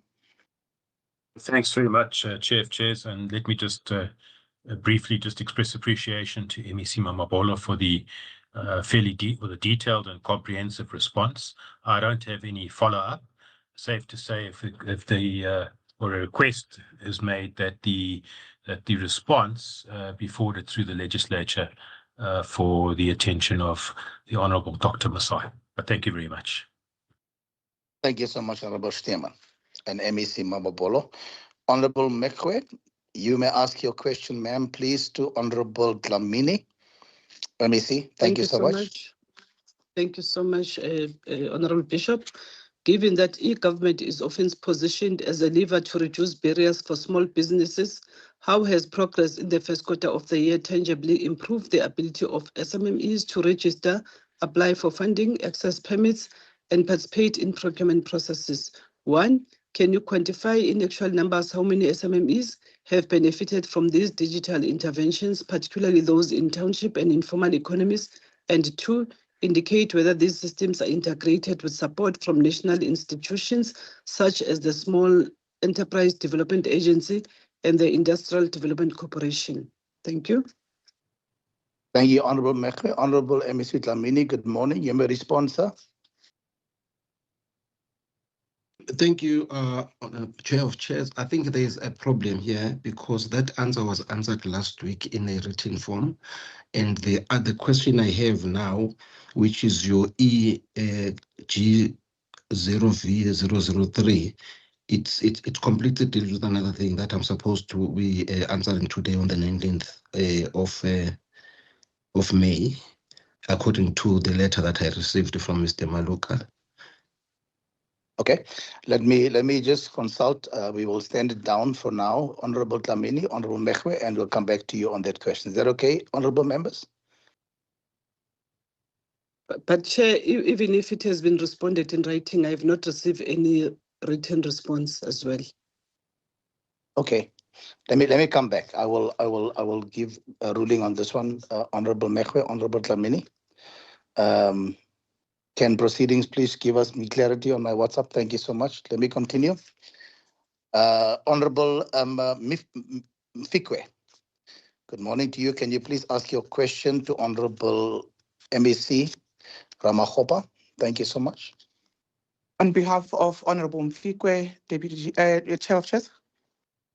Go ahead, Honorable Gentile. I didn't get that, but go ahead, ma'am. Thank you. Thank you so much. The question to the MEC of Economic Development by a member on behalf of Member Mfikwe of the African National Congress, considering the launch of the Gauteng City Region Economic Growth Development Plan, can the MEC for Economic Development answer the following questions? That Gauteng's population is estimated to grow, or rather grows, around plus minus 250,000 per year, placing stress on housing, water, sewage, road infrastructure. What immediate and medium-term infrastructure investments would be taken as part of the Gauteng City Region Economic Growth Development Plan in order to avoid economic decline through degradation of above-mentioned facilities? Question number 2, emphasizing that inclusive economic growth within human development focus should be given priority. How is the benefit what is the benefit that will be derived specifically by women, youth, and disabled people, and how will this be measured within the framework of the Gauteng City Region Economic Growth Development Plan? And the last question to the MEC, a highlight on transport costs and poor access to economic hubs for township residents. What dedicated interventions under the Gauteng City Region Economic Growth Development Plan, such as township-based industrial parks or local procurement reforms, will be directly addressed or will directly address this persistent spatial inequality? Honorable Deputy Chair of Chairs, I thank you. Thank you so much, Honorable Gentile. Honorable Ramagopa, you may respond. MEC, thank you. Thank you, Honorable Chair of Chairs, and greetings to Honorable Gentile, also Honorable Wizo Gentile. If I can start with question 1, Honorable Chair of Chairs, the GCR Economic Growth and Development Plan 2030 is comprised of 10 key pillars and 4 cross-cutting pillars. One of the pillars is the economic and social infrastructure development. Each pillar has been allocated to a lead department or an entity to facilitate and coordinate the implementation of that pillar. Now, the economic development and social infrastructure development pillar is led by DED, the Gauteng Department of Infrastructure Development, Department of Roads and Transport, Department of Health, Education, and Department of Human Settlements. Each department is expected to facilitate and execute infrastructure investments in line with their respective mandates, and then report to the GCR Economic Growth and Development Plan 2030 Monitoring and Reporting Team. The Gauteng Department of Economic Development is responsible for economic infrastructure investments, such as the special economic zones, industrial parks, and township enterprise zones across the province. There are currently 2 functional SEZs in the province, which is Tshwane Automotive Special Economic Zone and OR Tambo Special Economic Zone. One SEZ, which is the Vaal Special Economic Zone, is at the designation stage, while 2 are in the pipeline, West Rand and Lanseria. The department is currently working with National Department and relevant municipalities to refurbish existing industrial parks across the province. And in line with the Township Economic Development Act, the department is also working on the operational model for the development of the township enterprise zones. The objective is to build an effective manufacturing and business facilities for inclusive and sustainable economic growth and job creation in the province. On the second question, the GCR Economic Growth and Development Plan places inclusive growth with a strong human development focus at the center of the province's development trajectory. The GCR Economic Growth and Development Plan 2030 is comprised of 10 key pillars and 4 cross-cutting pillars. The cross-cutting pillars include innovation and digital transformation, gender, youth, and people with disabilities, township economic development, and research and development. The plan is essentially anchored on the principle that economic growth must translate into tangible improvements in livelihoods, particularly for historically disadvantaged groups, including women, youth, and persons with disabilities. In this regard, every pillar and catalytic action is designed to mainstream those GOD outcomes and ensure that inclusive growth is not treated as a secondary objective, but as a central measure of success for the plan. Third question, regarding transport costs and poor access to economic hubs. This is a very important question, Honorable Gentile. The GCR EGDP Plan 2030 is comprised of 10 key pillars, as I had mentioned, and if the plan is well executed, it has the potential to grow the economy by between 3 and 5% and reduce the unemployment rate to 20%. Or rather between 20 and 25% by 2030. And as I had mentioned earlier, the plan has a dedicated pillar on economic and social infrastructure development to ensure that the economy has the capacity to produce goods and services currently and in future. So specific economic infrastructure here includes industrial parks, hubs, and township enterprise zones, supported and planned for by the department across all townships in the province.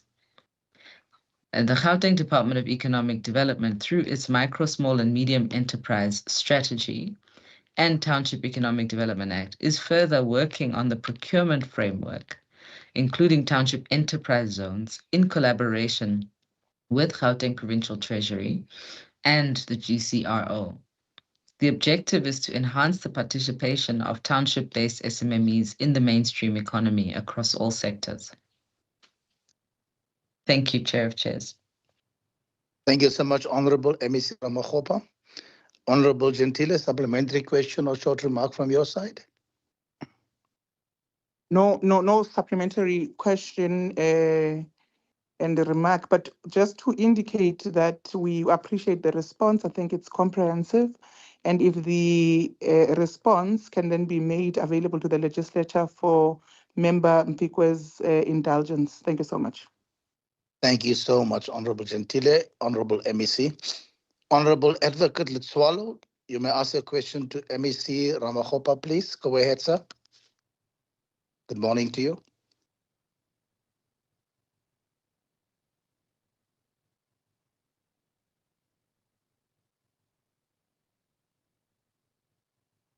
Honorable Advocate Letsoalo.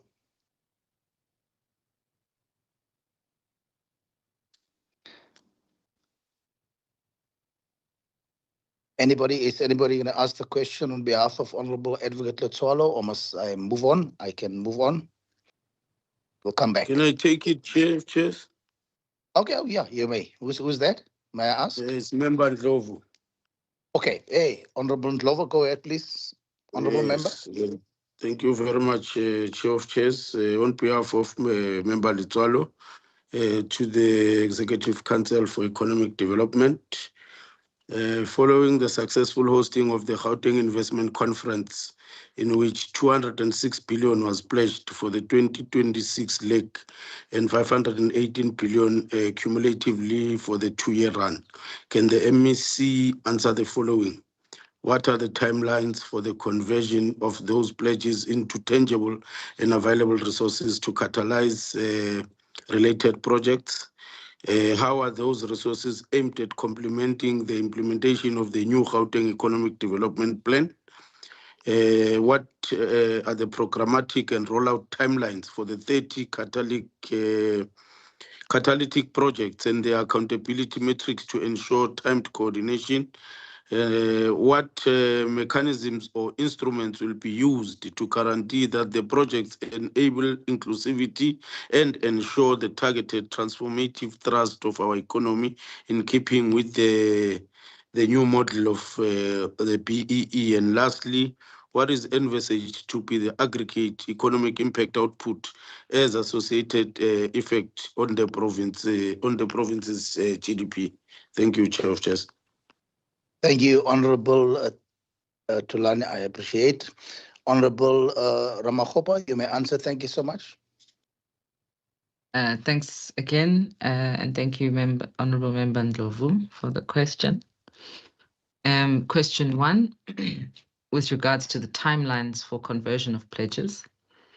The projects that were secured during the second edition of the Gauteng Investment Conference are at different implementation stages and timelines. As such, we have projected that these projects will be implemented over a period of 5 years. GGDA, through its Trade Investment and Regulatory Enablement sub-program, has dedicated resources in the form of human capital that is responsible for facilitation and monitoring of all the pledges across sectors and corridors. Overall, the target is to achieve at least 40% conversion rate of the pledges in the 2026-27 financial year. Question 2. The announced investment pledges and projects are aligned with the strategic priorities of the GCR EGD Plan 2030, which seeks to advance industrialization, infrastructure development, and accelerated economic growth across the province. The plan aims to increase Gauteng's annual GDP growth rate from 1% to between 3 and 5%, and reduce unemployment to between 20 and 25% by 2030. The investment pledges are thus intended to support sustainable economic growth, strengthen key priority sectors, advance the development of special economic zones and industrial corridors, deepen industrialization, boost employment, and enhance the province's manufacturing capacity. Question 3. The 30 catalytic projects will be implemented within 1 year upwards, with other projects being long-term in nature. The implementation is dependent on the project's sponsor timelines and their readiness. Overall, as mentioned above, the target is to achieve at least a 40% conversion rate of the pledges in the 2026-27 year. Question 4. What are the programmatic and what mechanism and instruments will be used? The projects emanating from the Gauteng Investment Conference 2026 comprise of 62 private sector investment pledges and 30 public sector catalytic projects. The 62 private sector investment pledges are subjected to investment laws, regulatory frameworks, and governance requirements of South Africa. In facilitating these investments, the GGDA would advise investors to align their projects with the province's transformation, localization, industrialization, and inclusive growth objectives. However, the GGDA is not empowered to enforce transformation commitments beyond the applicable legislative and regulatory requirements governing investment activity in the province. By contrast, the 30 public sector catalytic projects are government-led initiatives and are therefore implemented directly by the responsible provincial departments, municipalities, and provincial entities in line with the relevant legislative, procurement, transformation, and infrastructure delivery frameworks applicable to public sector projects. Question 5, which is the last one, Chair of Chairs. An economic impact assessment has not been undertaken to evaluate the economic contribution and the GDP impact of the projects as yet. While an economic impact assessment has not yet been undertaken, it is anticipated that the projects will positively contribute towards the provincial economy and aid the following: sustainable job creation, both direct and indirect jobs, increased economic growth in the medium to long term. It will improve the province's manufacturing capacity and improve investor confidence in the region's investment competitiveness. The 30 catalytic projects are expected to create at least 600,000 jobs upon completion, with additional multiplier effects anticipated across related value chains and supporting industries. I thank you, Chair of Chairs. Thank you so much, Honorable MEC. Honorable Ndlovu, any supplementary question or short remarks, sir? Thank you very much, Chair of Chairs. We appreciate the response on behalf of Member Letsoalo, and indeed this approach does demonstrate a clear commitment to turning investment pledges into measurable and inclusive economic outcomes for the province. We appreciate. Thank you, Chair of Chairs. Thank you so much, Honorable Ndlovu. Honorable Ramakgopa. Honorable De Jager, you may ask the question on behalf of Honorable Engelbrecht. again to Honorable Ramagopa, please. Go ahead. Thank you, Chair of Chairs. With regard to veterinary services targets, could the MEC please indicate, number one, whether the MEC can explain why the veterinary services budget increases by approximately 67.4%, while the APP target for visits to epidemiological units increases only from 5,500 to 6,500, and veterinary export certificates remain unchanged at 16,000? Number two, if so, what additional measurable outputs will this increased budget deliver? Number three, how many additional frontline veterinary staff or vaccination teams will be funded? Number four, what is the expected reduction in active FMD cases by quarter? And number five, how will the MEC measure success beyond spending the budget? Thank you very much. Thank you so much, Honorable De Jager. Honorable MEC Ramagopa, over to you to answer, please, ma'am. Thank you, Honorable Chair of Chairs. I'd just like it to be noted, Chair of Chairs, that the response that has been prepared is 10 pages long. And it is quite extensive. So I, out of respect for the House and the time of the House, I would request, Chair, to read parts of the response and with your allowance, then submit the more comprehensive response in writing. Please hold a sec. Can I consult with Honorable De Jager? Is that okay with you, Honorable De Jager? Yes, that's more than acceptable. Thank you, because I was going to ask in any case for the written response, because I would expect with these kind of questions that it would be a lengthy response. Thank you very much. All right, go ahead with the high-level response, Honorable Ramagopa. Thank you so much. Thank you, Chair of Chairs. So with regards to the first question, the increase in veterinary services budget for the 2026-27 financial year is primarily attributed to an additional allocation received from the Gauteng Provincial Treasury specifically for combating the Provincial Foot and Mouth Disease Program. On the second question, what is the expected reduction? The epidemiological trend. Yes. Epidemiological trend observed to date appears to indicate a gradual decline in the weekly incidence of new FMD cases within Gauteng.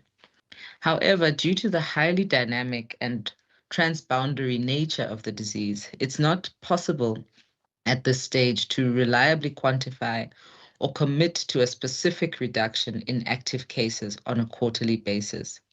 What we are able to measure, of course, is the amount of vaccines that we are dispensing on a weekly basis and a quarterly basis, which currently we are targeting 13,000 vaccines being administered per week, and we are exceeding that target. On the fifth question, how will the MEC measure success beyond spending the budget?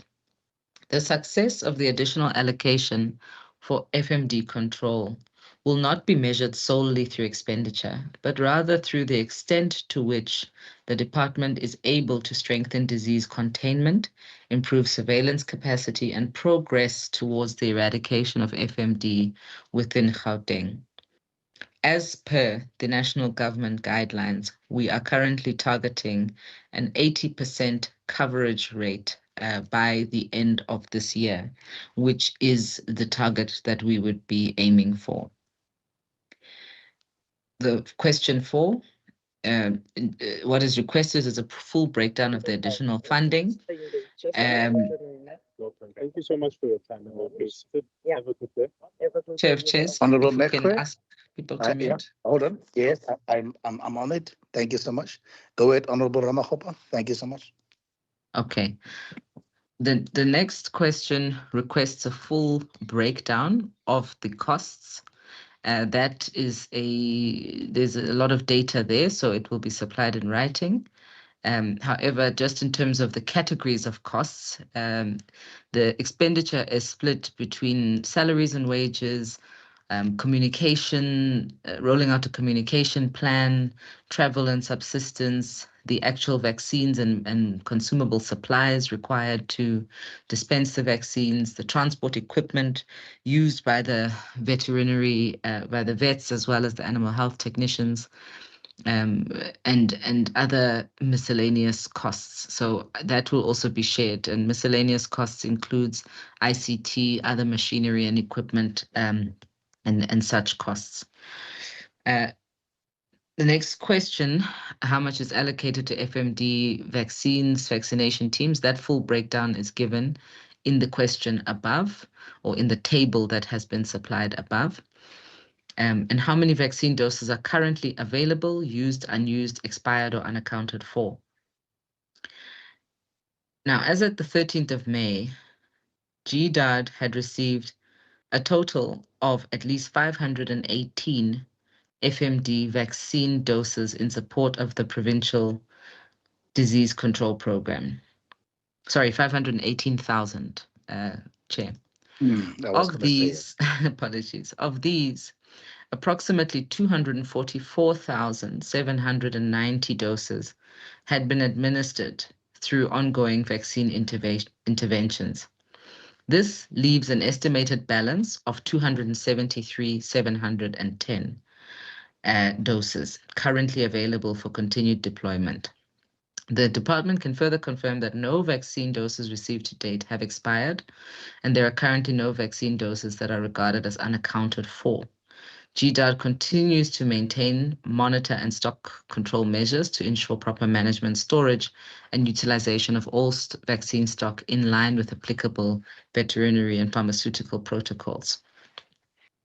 It should also be noted, Chair of Chairs and honorable members, that as per the current projected vaccine rollout program, it is also projected that all of these vaccines would be used by the stipulated timeline before the end of the year. What tracking system is used? GDAD uses a controlled vaccine management and traceability system to monitor FMD vaccine stock from receipt through to administration in the field. The allocation and distribution of FMD vaccines are coordinated nationally by the National Department of Agriculture, which determines the provincial allocations. Vaccines are supplied through Onderstepoort Biological Products, with the GDAD pharmacist coordinating directly with the OBP logistics manager regarding the collection and distribution of vaccine stock allocated. Upon receipt, stock is verified and booked into the GDAD pharmacy system. The bulk stock is stored at the Germiston State Veterinary Office Pharmacy that has electronic fridge temperature monitoring systems, and the movement and issuing of vaccine stock is controlled through approved departmental stock requisition forms. State veterinarians submit weekly vaccine requirements, which are approved by relevant supervisory authorities, and then vaccines are distributed to regional officers and frontline officials in line with the SOPs. The next question around monthly vaccine targeting. As mentioned earlier, GDAD has established a weekly vaccination target of approximately 13,571 cattle.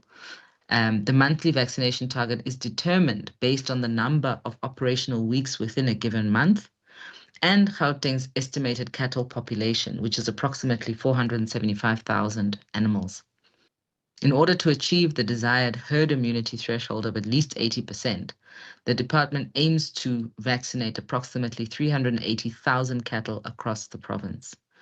Based on the current strategy and implementation timeline, the department's objective is to achieve this threshold over a 6-month period from the commencement of the vaccination program, which translates into a monthly vaccination target of approximately 63,033 cattle.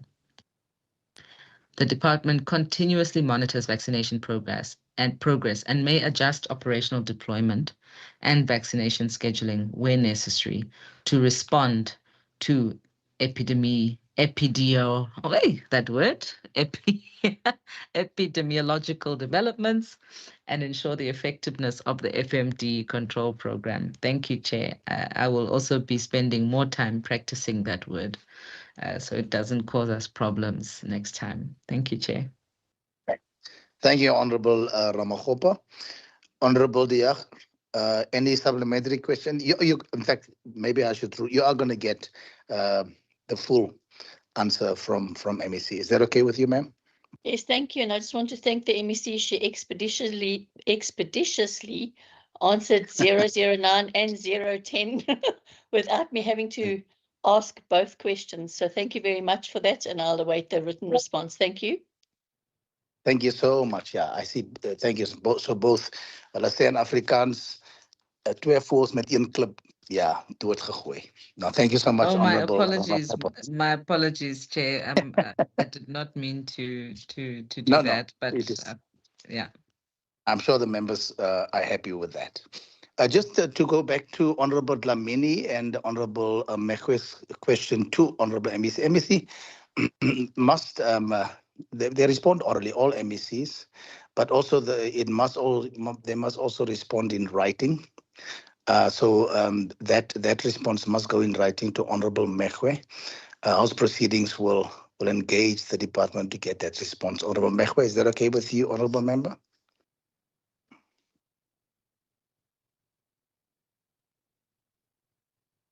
Okay, we have so ruled. Thank you so much. Let me move on to Honorable Honorable Tlebere is not here, so Honorable Mtlongo will ask the question on behalf of Honorable Tlebere, and Honorable MEC Maile has said that Honorable Motara will answer that question. Go ahead, please, Honorable Mtlongo. Thank you so much. Thank you. Thank you so much, Honorable Chair of Chairs, and greetings to the members of the legislature as well as the members of our community and stakeholders who might be joining us on the online platform. Honorable Chair, the question of Member Tlebere goes as follows. Firstly, to MEC, what progress has been made in expanding and modernizing library infrastructure across Gauteng, particularly in underserved communities? Secondly, how is the department integrating digital access and ICT capacity into libraries and heritage institutions to improve public access to knowledge? What other programs are put in place to ensure that heritage sites actively contribute to education, tourism, and local economic development? Thank you, Honorable Chair of Chairs. Thank you so much, Honorable Mtlongo. Honorable Motara, you may answer on behalf of Honorable Maile. Thank you very much. And the response received from the department is as follows. To the first part is that the integration of digital access and ICT capacity into libraries and heritage institutions is a proven way to improve public access to knowledge. This bridges the digital divide, preserves cultural heritage, and supports education, as well as promotes lifelong learning. The department is ensuring the integration of access and ICT capacity by building robust ICT infrastructure. The department, through the Gauteng broad-based network and funds transferred to municipalities, provides free public internet access to all Gauteng public libraries. Libraries are equipped with modernized ICT devices such as public computers, tablets, and laptops. Through the Mzansi Libraries Online Initiative, libraries are provided with Xboxes and gaming consoles. This is to get the youth to draw interest in the fast-growing and competitive electronic sports, otherwise known as esports. The department, through its collaboration with the South African Library for the Blind, transfers funds to the institution for the establishment of mini labs in libraries. To date, 50 mini labs have been established in public libraries and provided with assistive technologies for the visually impaired and blind people. Libraries use modern library management systems for seamless discovery of physical and digital resources. E-resources are available to library members, which allow community members to access books from anywhere without physically visiting the library. The response to the second part of the question is that Indigenous knowledge and African history education, murals and visual arts programs that beautify the monuments are creating jobs for the creatives and motivating youth to be involved in arts, culture, and culture careers. Then there is educational visits and research in partnership with institutes of higher learning. There's cultural tourism. There's also preservation and promotion of heritage resources, as well as the preservation and promotion of resistance and liberation heritage. There is educational outreach and community heritage projects. These projects are run, and community heritage projects run projects that connect heritage sites with schools and communities. And there is maintenance and infrastructure improvement, which provides opportunities to local businesses as part of job creation and enterprise development. Thank you very much. Thank you, MEC. Any supplementary question or short remark? Honorable Mtlongo. Thank you very much, Honorable Chair of Chairs, and thanks to MEC Motara for stepping in. Chair, I think that it's quite important for us to preserve our libraries as well as heritage sites, given our level of literacy, particularly in learners in schools, that you find that our percentages indicate that we have learners that would be in grade 4 but can't read and write for meaning and understanding.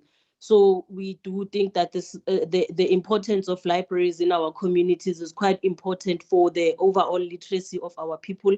And we commend that there is e-resources even that are provided in these particular libraries. Thank you so much, Chair of Chairs. Thank you, Honorable Mtlongo. Thank you, Honorable MEC Motara.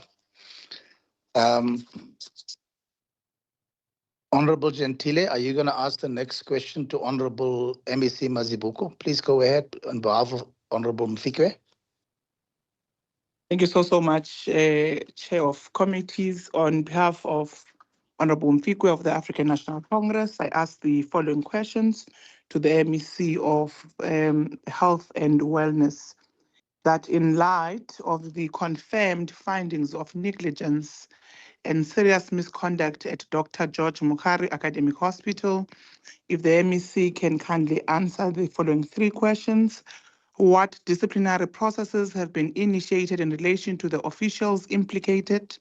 And how is the department ensuring that these processes are conducted in line with the applicable labor legislations with clear and reasonable timeframes to support fair, transparent, and procedural sound outcomes?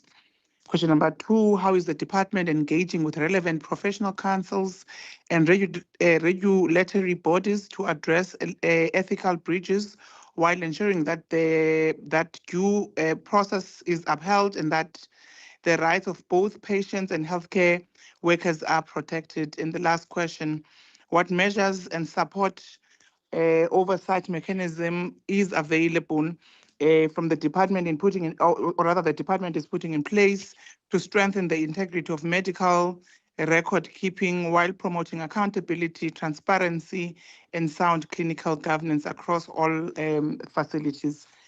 Chair of Chairs, I thank you. Thank you so much, Honorable Gentile. Good morning, Honorable Mazibuko. You may respond, ma'am. Thank you so much. Thank you very much, House Chair, and good morning to yourselves and to the honorable members and Premier on call. In responding, and thank you very much, Honorable Gentile, for standing in for Member Matsidiso, and in responding to the question 1 on what disciplinary processes have been instituted. The internal disciplinary process have been initiated and all the implicated officials were served with notice of intention to institute disciplinary actions. The purpose of their notice is to provide them with an opportunity to make written representations, which is a formal process in a step towards implementing formal procedures.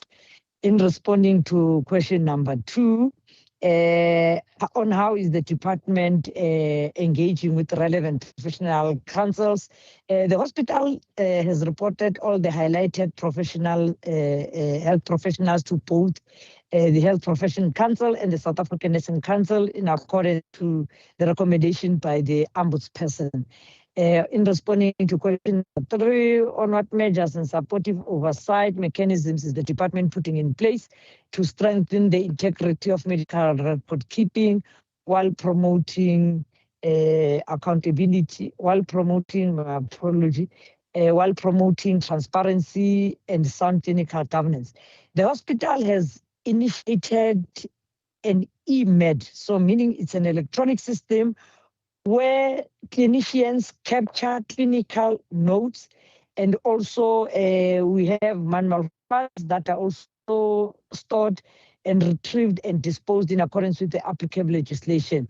The Provincial Mental Health Directorate has been seconded by the HOD to assist the Dr. Mkari Academic Hospital, where recommendations of additional staffing needs have been made. In addition, Vescopies also continues to offer support and trauma to those officials that were affected. Thank you very much, Honorable House Chair. Thank you so much, Honorable MEC Mazibuko. Any supplementary question or short remark? Honorable Gentile, go ahead, please, ma'am. Thank you so much, Chairs, and thanks to the MEC of Health for the comprehensive response with accountability mechanisms. And if the copy of the response can be forwarded to the legislature for Member Mfikwe's indulgence when she is back from the committee travel. Thanks. Thank you so much, Honorable Gentile. MEC, are you covered? Yes, I will definitely do that right away. The answer will be sent to proceedings. Dankie. Dankie, MEC, God bless you. Honorable Ngobeni, F. Ngobeni, can you ask your question, please, to MEC Motara, please? Thank you so much.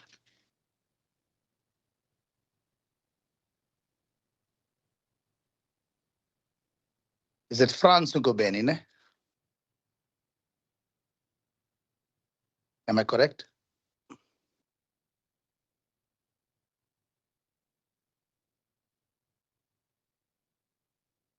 Is it Funzi or Franz? Can somebody help me? I just see F Ngobeni here. Can you all hear me, honorable members? I think it's Funzi. It says Action SA, Chair of Chairs. Oh, I didn't see that. Is Funzi here, Honorable Ngobeni?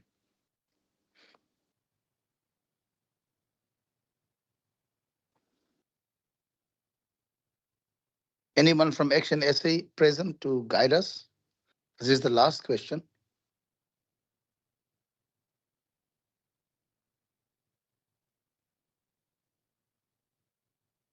Honorable members, you are my witness that I have given opportunities, so we'll have to stand this question over to the next round of question and answers. Honorable Montara, is that okay with you, MEC?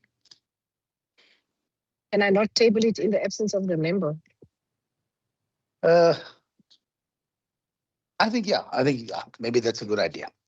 Go ahead, Honorable MEC. Thank you so much, Chair.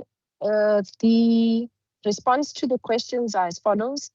On the question referring to why the department has abandoned the Premier's public 2025 commitment to conduct a proactive full province-wide audit, the response is as follows.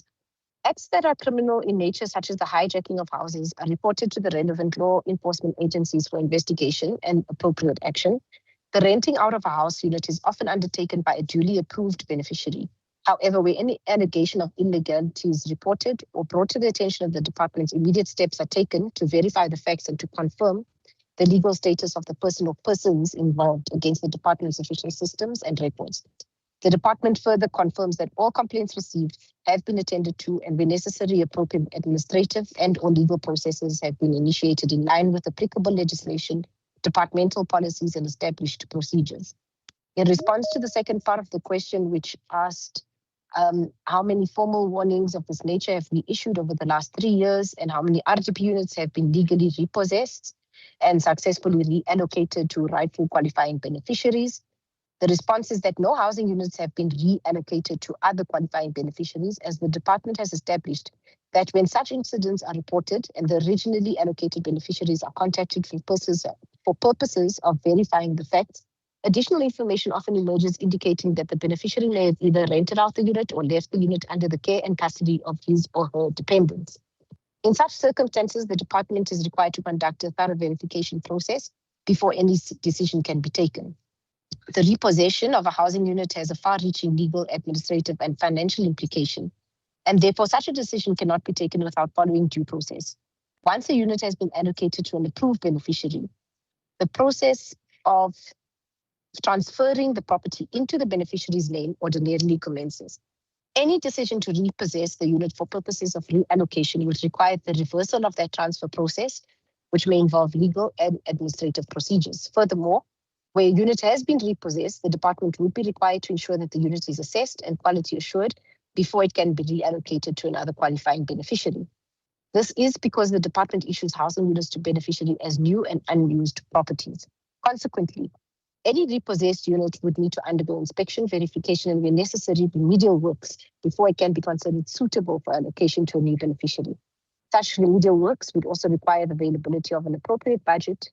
Therefore, no reallocation has taken place under these circumstances. And the response to the last part of the question is that during the 23-24 financial year, on the 28th of September 2023,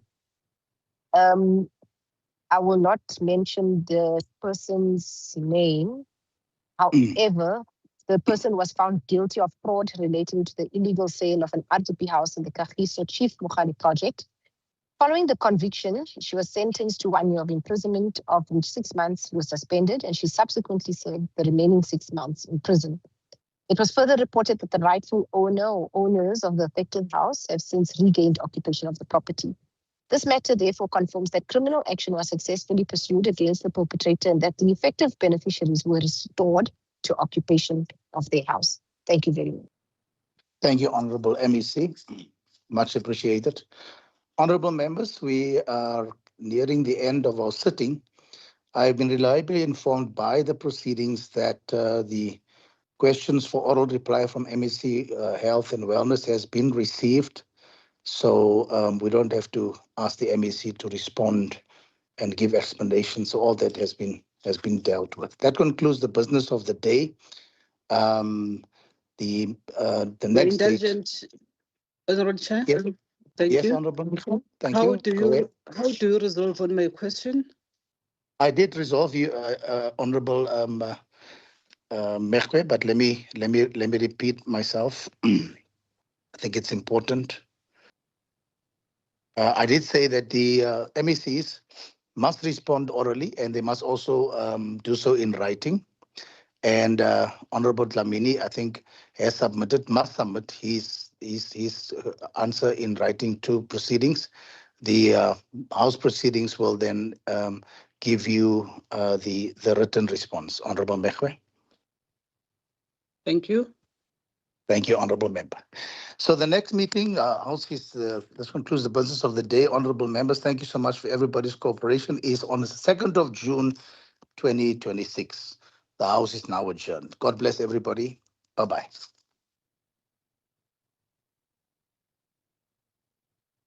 Thank you, Chair. Thank you, members.